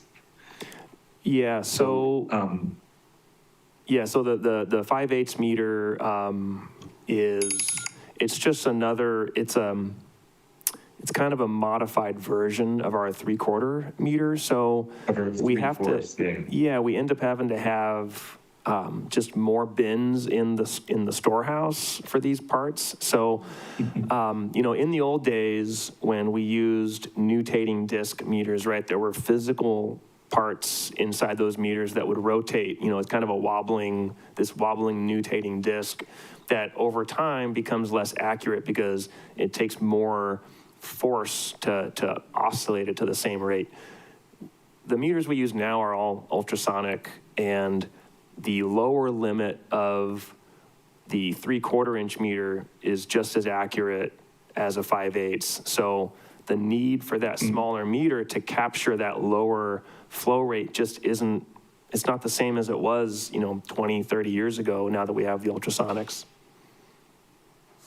Great. Thank you. Well, I heard my time, and I appreciate all the hard work you guys did on this. I might have follow-up if it's not Yeah, answered. we'll have Thank some you, Chair. time. Chair Lee, questions? Yes, thank you. Thank you, Mr. Jensen, for your presentation. So the bottom line, will this new methodology promote more affordable homes Mr. Jensen? or not? I mean, I don't know that it will promote. It's a process improvement. The amount of water, looking back to that Lahaina rebuild example, the usage guidelines in our current standards, which we are planning to update those usage guidelines would have predicted a 32,000 gallon a day use for the 60 townhome project. This methodology would predict 9,000 gallon a day use. So it's a substantially lower use. So I guess from that standpoint, it will recognize that that not all multifamily units are the same. So that, the current guideline is the 560 a day, whether it's a 1 bed, 1 bath or a 2 bed, 2 bath. So this new system will see the difference between them. So unit for unit, it will expect less usage per day. Okay, so it actually will allow for more homes to be built, right? Because there'll be more water available. Well, there won't be more water available per se, but the project would be expected to use less.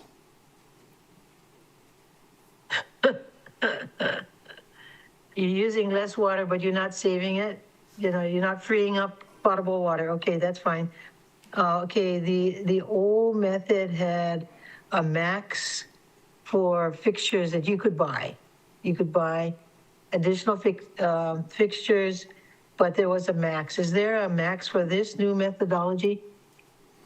Yeah, it's depending on the meter size in the single family setting, it was the 2.5 ESDs on the 5/8 and then 3.5 ESDs on the 3/4 and then 6 ESDs on the 1 inch. Okay, and the 3/4 meter, isn't it quite a bit more expensive? Yeah, I think the impact fee on the 5/8 is 12,000, and then on the 3/4, I think it's just below 19,000. So it's from like 12 to 19,000. It's going to go up to 19,000. Is that what you're saying? Oh, you mean if we eliminate the 5/8? Yes. Yeah, the example that I went over earlier of the first home being built on a 3/4 inch meter came out to like just over $18,000.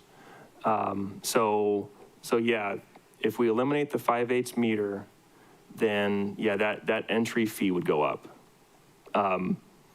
We haven't been looking at adjusting the storage and transmission components of those fees yet. Right now, we're just looking at modifying the source component. Okay, so could you tell me right now, let's go back to the 5/8 meter. Right now, with the old methodology, what's the cost for the storage, transmission, and source versus the new methodology? What's the difference in cost again? Yep. All in, it's $12,060 on the 5/8, And on the 3/4, it's 18,884. Okay, thank you.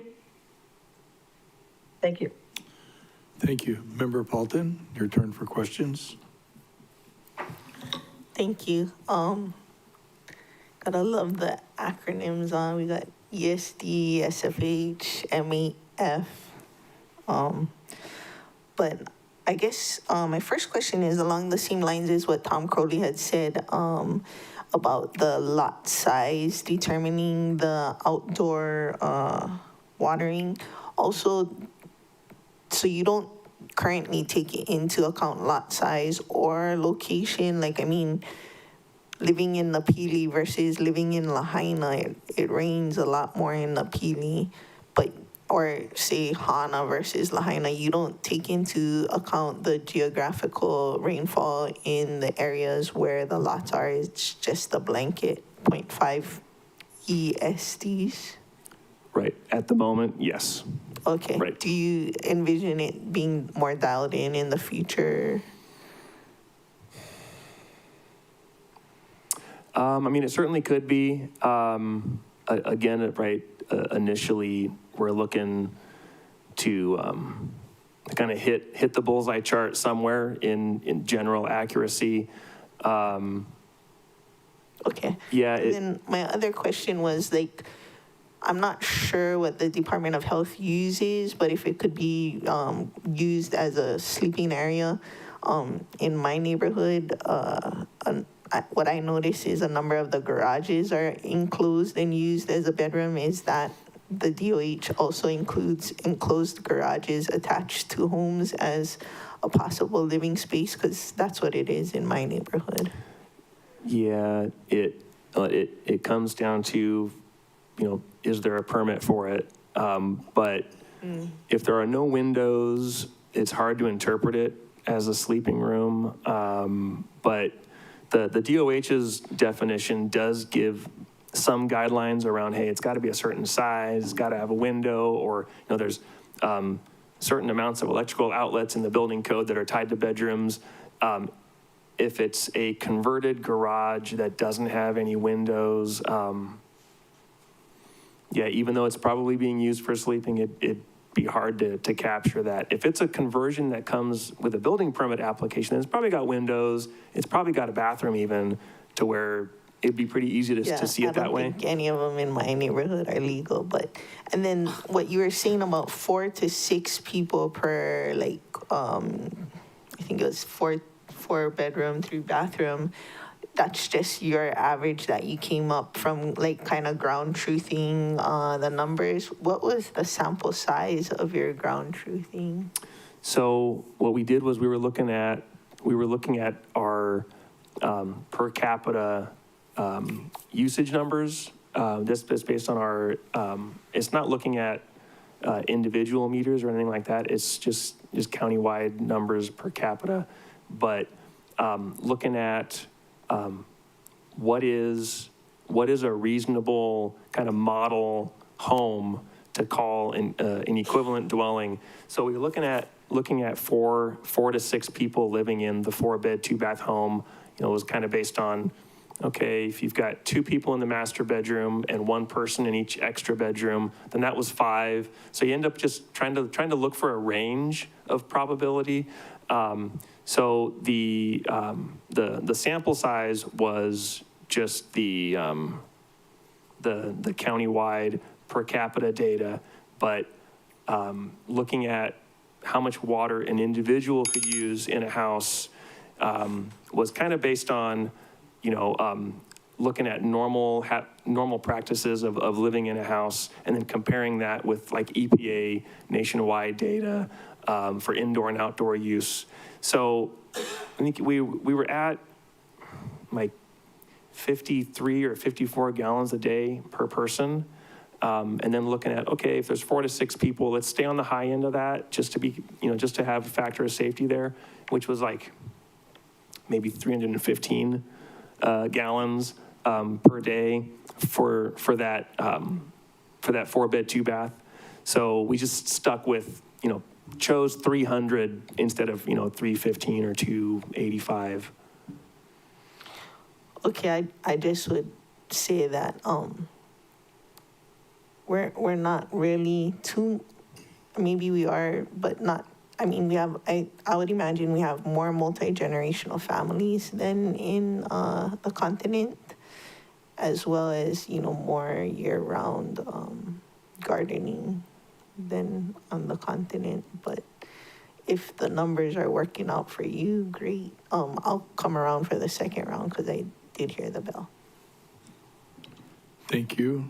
Okay, Member Rollins Fernandez is excused. Councilmember Senensi, questions? Yeah, mahalo, Chair, and mahalo for the presentation.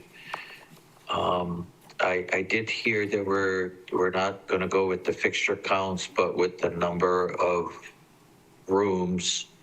Did you mean bedrooms? Because are bedrooms determined if they have like a closet or something, or just the number of rooms in the household? Yeah, it's just bedrooms and bathrooms. So yeah, not like a great room or a front room or a family room. Flex space, right. Oh, okay, thank you for that clarification.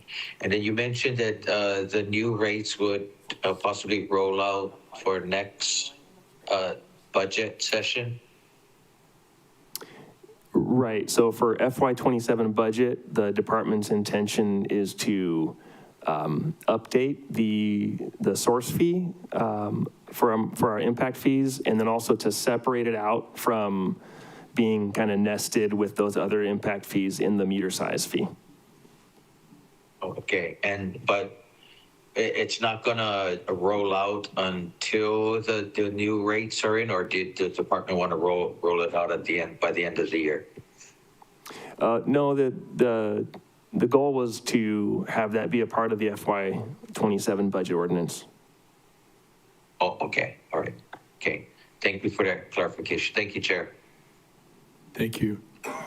Remember, so for Chair's first questions, and this kind of follows up. So basically this it's on bedrooms and bathrooms averages.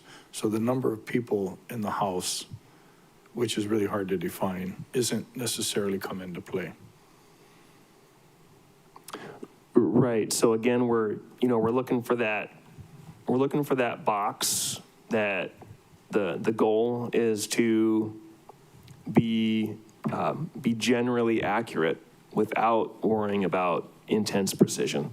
Thank you. It seems like that was part of the challenge with the fixture count, was trying to be like, dial in every single potential usage and it not necessarily relate to reality.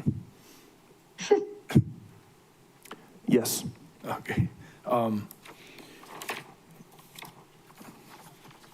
sorry. Member Hodgins, questions? I didn't see you on the screen. Staff, is she with us? Hi, Chair. Thank you. Yeah, can you hear me now? I can hear you now. I've just been listening and following along. I guess my one question is to Mr. Jensen. They're ready to roll out, but they're going to wait till January 1st to do so. Do you need anything from us before you roll out? Or are you guys good to go on Jan 1? Advertising budget to let people know that their costs are going to rise. Anything we can do to help. No, I think we're in good shape to just keep our heads down and get this thing to launch come January 1st. So, Okay. Chair, James, can you explain? Director. James, can you please explain, like what would happen on January 1st? And then if our budget proposals are accepted, what would happen on July 1st? Because those are different things. If you could kind of go through that, I think it would be helpful. Thank you, Director. Okay, thank you. James? Thank you for the question, Director Stufflebean. So right, come January 1st, we will be looking at plans differently and approving building permit applications from a different perspective because we don't have the source fee separate from the rest of the meter fees at this time, first application comes in, new house on a vacant lot, 5/8 meter, we'll look at their equivalent dwellings, confirm they're good to go. Even if they're only doing 1.7 ESDs, they'll pay their complete fees. They'll be entitled to 2.5 ESDs, which would mean that they could come back later and build an Ohana that would compute, fractionally. They would have the rights to come in and do that without paying additional fees. The goal with the budget ordinance, with our restructuring of our impact fees, will be that come July 1st, we can sell fractional ESDs, and those will just be completely separate from meter size. So that opens the door to a lot of nuance, a lot of potential for refinement of the process moving forward. But initially speaking, it's folks pay their full fees for this 6-month kind of no man's land, and then come July 1st, we can sell fractional ESDs. Thank you for that. Is Upcountry also going to have the opportunity to purchase fractional ESDs come July 1? No. So the Upcountry the priority list is based on available water. So as we, there will be folks Upcountry that, as they convert to this system, if they have a lot of ancillary fixtures, they may be able to build something. If they actually need additional daily water supply, I think that they'll be subject to the wait list. We have to clear the wait list before we can issue new demand Upcountry. So interesting. Okay, thank you. And I heard the bell. Thank you, Chair. That means no.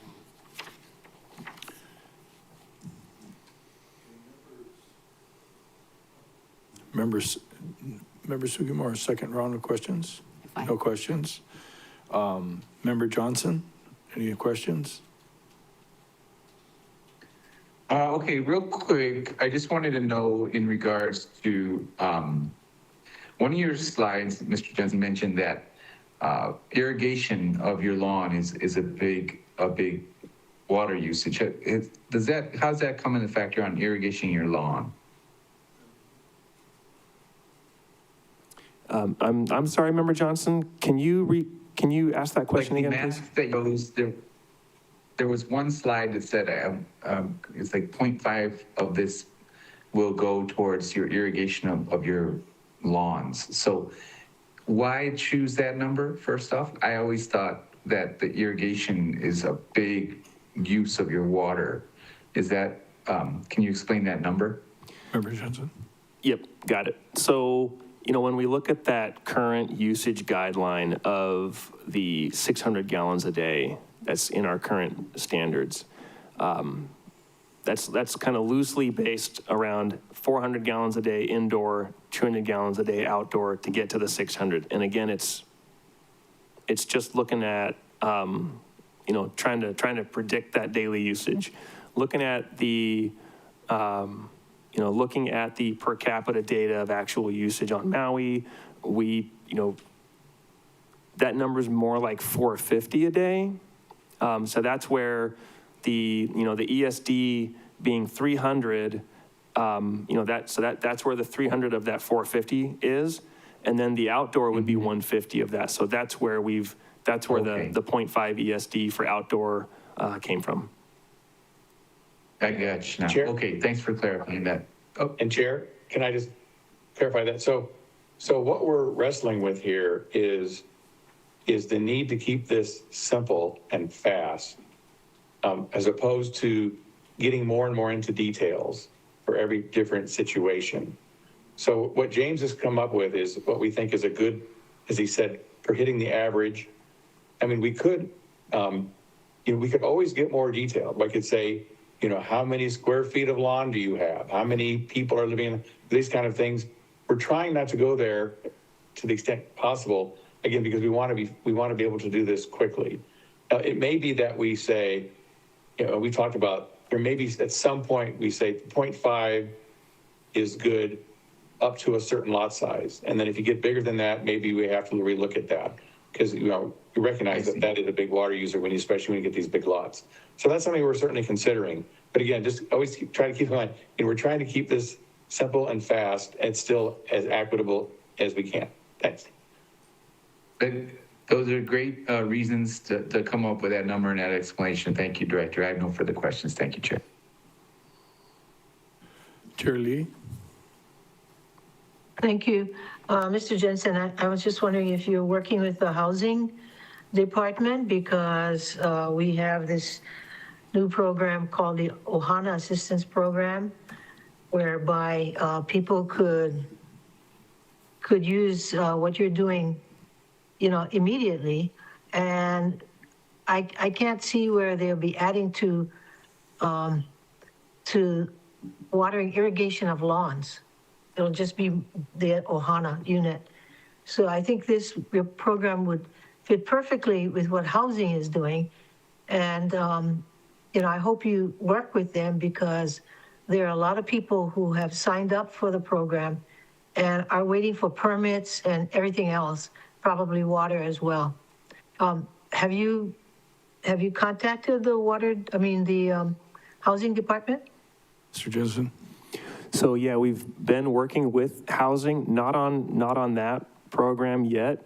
Our focus has been on the impact fee change that we see coming and how that's going to affect affordable housing projects and potentially, the Affordable Housing Fund. So that's where the conversations are with housing at the moment. But yeah, I won't be surprised if we segue into conversations around the Ohana program. Okay, I hope you do. Thank you. Member Paulton, additional questions? Thank you. I believe the pre-fire usage in Lahaina was 5.06 million gallons a day, but they said the reliable capacity was about 4.12. Does this new method of calculating would it lower the pre-fire usage? And then I guess to the testifier's point, would it change for an ESD or a SFH to be estimated at 600 gallons a day and a multifamily at 560 gallons a day? The new methodology of calculation? Mr. Jensen? So the pre-fire number of the 5.06 was, that is actual demand, which is based on output of treatment plants, wells, and stuff like that. So this methodology will change the way, or it's going to modify the way we are predicting what new uses will use, but the 5.06 was actual usage. Correct. And if you were to apply that to your new model, would it come out within 0.2 or so? Like your new model of calculation for the existing, is it what we had was 5.06? I mean, that. Most of it was not That's a tough question to answer. Illegal. Most of them were illegal, so you couldn't get an accurate figure. Yeah, I mean, it's hard to say. If we went through and just computed ESDs for every single thing that was out there, just because not knowing not knowing how many homes are out there, how that would compute against the 5 MGD. Yeah, I don't know. It'd be a lot of calculations. That would be tough, because yeah. you'd have to go back into everybody's Yeah. account. But, so a single-family home would still be estimated to utilize 600 gallons per day? Well, so there was the question asked by the testifier about modifying the usage guidelines, and we've been talking about that because that 600 a day is less, right? The data shows that it's less, and that's what's led to some of these numbers we've been talking about today. So we do expect to modify those usage guidelines. You know, to some degree, you know, Like those I have usage. 5 people in my household, and we only use 230 gallons a day. Yeah, so the usage guideline is really geared towards, you know, bigger picture planning. You know, like when you don't have a project yet and you're just saying, I got this acreage and we can fit maybe this many houses. You want to make sure you're overestimating a little bit. You don't want to be spot on. You want to have a factor of safety in there. Yeah. But yeah, the usage guidelines will be revised kind of based on the analysis that went into this program. I did see Director Stufflebean turn on his camera. I don't know if he wanted to add anything. Director Stufflebean? No, I was just going to say that, yeah, so in terms of, if we're in a situation where there's additional source available above the peak demand, then this new method will allow us to look at how many homes and uses we could approve differently and likely be able to approve additional uses because we're not using a overly conservative prediction. I would say that. And the other thing I just, at some point would like James to cover is after July 1st, if our plan is approved, then there wouldn't really be a difference between a 5/8, what they would have paid for 5/8 and 3/4. I think that's important I didn't want to leave an impression that because of this elimination of the 5/8 inch meter, that costs are going to go up after July 1st. It's going to be based on a different method after that. James, can you just clarify that, please?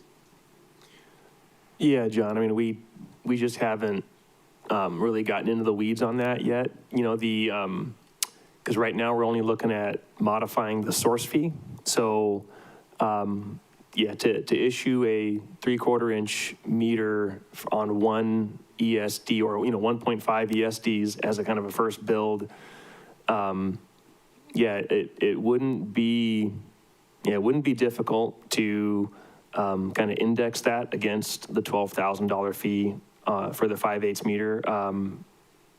I think that would probably involve kind of linking storage and transmission to ESDs also, or it would take a little bit of a revamping of those other development fee components, which we haven't looked at yet. And also, I'm sorry, Chair, if this is going too broad a line, but I just want to clarify the new method, I think in many cases will enable a second dwelling to be built without upsizing the meter. And I think that's an important thing that will facilitate this, additional infill with a second dwelling. I think that's really I think it's kind of a big deal because one of the barriers now is that second dwelling often causes an upsized meter, which is difficult. So yeah, I just want to make that point. Thanks. Thank you, Director. Member Sinensi, question?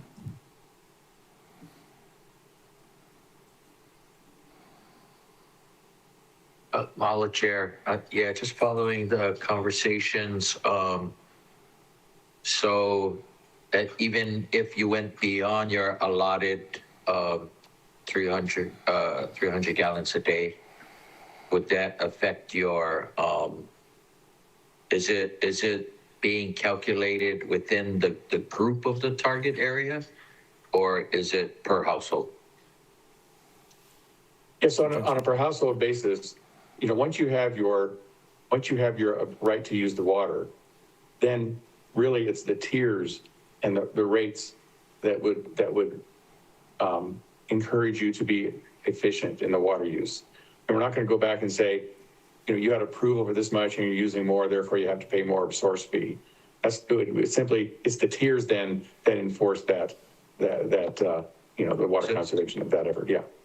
So you would have some leeway, like if you did go over the allotted 300 gallons a day or below. Right. Yeah, that's not going to be enforced. That's simply our best estimate as to what your average use would be. And again, the usage is then conservation is encouraged by the tiered rate system. Okay. Thank you. Thank you, Chair.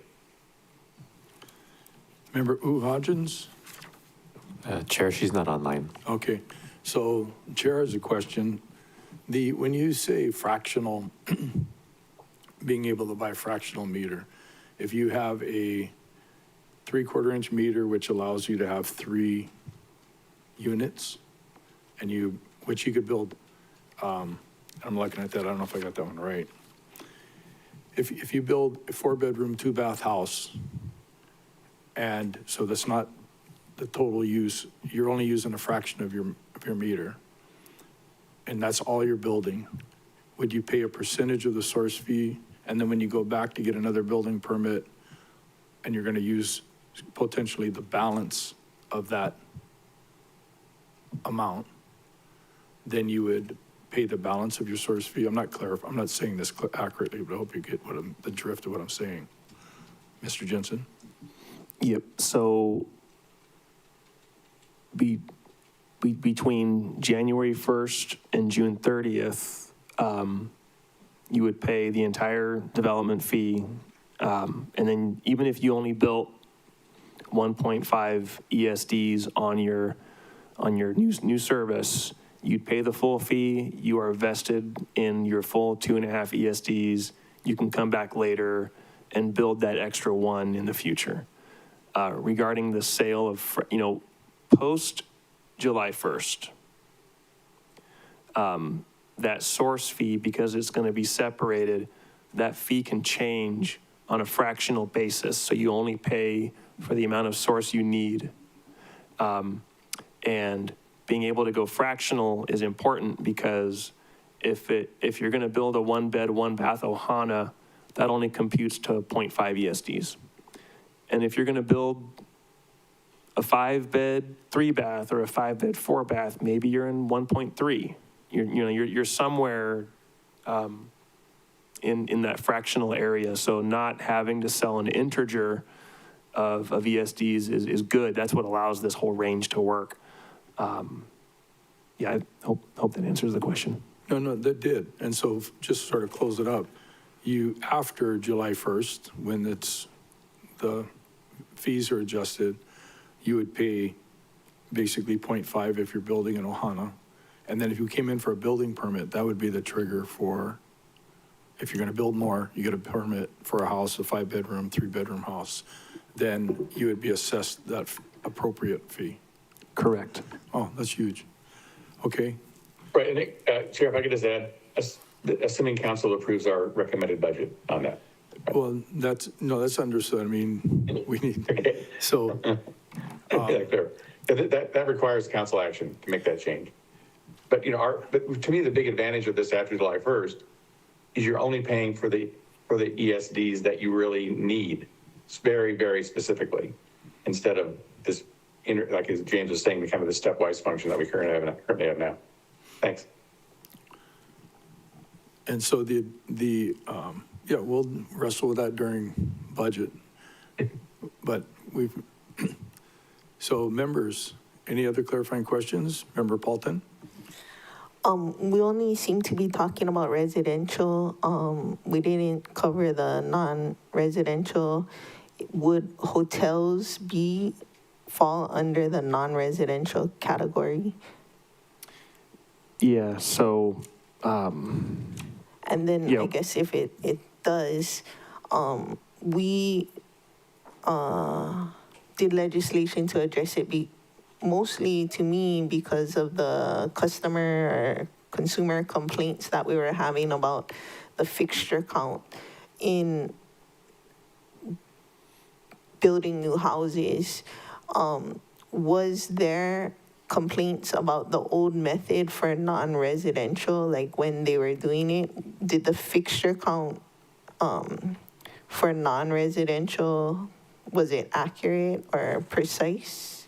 Or like, was there a problem in non-residential that was perceived or real? Good question. So we would hear about it from consultants. it was not, And like, because we didn't have the mom and pops dealing with it, it was not presented as significant of an issue on non-residential. But it is still not, it's not predictive. I mean, from your example, from O'Reilly's to like Outback to Grand Wailea, it definitely varies a lot. And for on the continent or other counties, is there a non-residential methodology that is more accurate or precise? So, another good question. So, one of the reasons why I chose ESD is because, I was a consultant in California and I worked with the county of Sonoma. And the Sonoma County Water Agency, they use ESDs and they would convert non-residential usage to ESDs. It's in a similar fashion.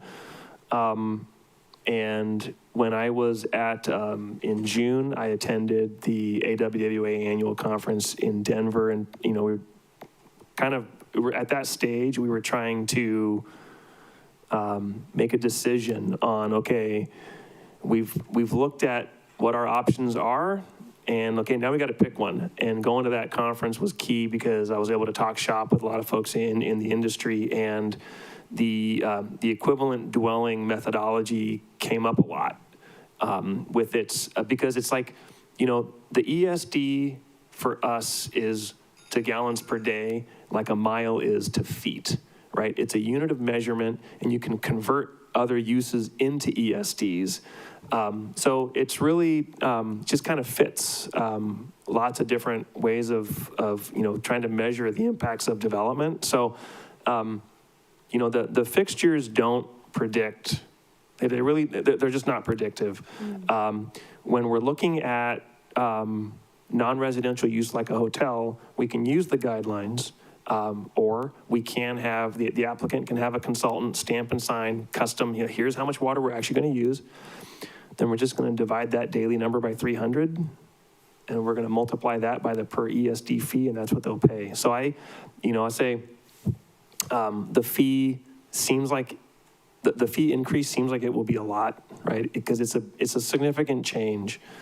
But if a big hotel comes in and says, hey, we want to build this hotel here and we need 1 million gallons a day to do it, their source fee should be $18 million because that's what we just looked at, right? So, it's that daily usage would convert to ESDs, would multiply by the source fee, and you would get to that commensurate amount of money. So yeah, it's very versatile. It's a very, very practical process. I wasn't aware you came from Sonoma. You might know our good friend, Supervisor James Gore. Not personally. Oh. But I've met him a few times. Okay, that's it'll be interesting as it gets more dialed into specific industries in the non-residential sector, because like you said, there is a very wide range. But thank you for your work so far. I think this is long overdue. Members, any other questions? Seeing none, I just want to thank the director and Mr. Jensen for your work. This the simplicity and the ability to understand this is great. I think people will have shell shock from the increased source fees. My perspective on that as the chair of Water and Infrastructure is, I've talked to a lot of people in the past, and Maui's source fees have been underfunded. It's really expensive to develop new source. We need water, and that's what it's going to take. And hopefully that'll also be part of the conservation, is people will recognize water is expensive and they won't waste it. But thank you for all this work, and keep in touch with what you need so that the council can continue to collaborate with you so that we can continue to build the homes we need for our local people. So any closing comments or ideas? Seeing none, Chair, could I ask one question? Those are kind you of, totally may. we're kind of deviating from the format here, but I just have to ask Member Sinensi, are you actually at your HANA office? Because I saw you here this morning at 11:30. Did you get into a phone booth or something, or what happened? No, I'm at my county rental.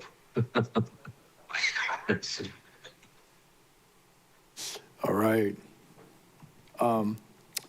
Okay. Members, this concludes today's water and Chair. Yes. Could you defer the item first? Yep. Members, if there are no objections, the chair would like to defer this item. Thank you, members. No objections.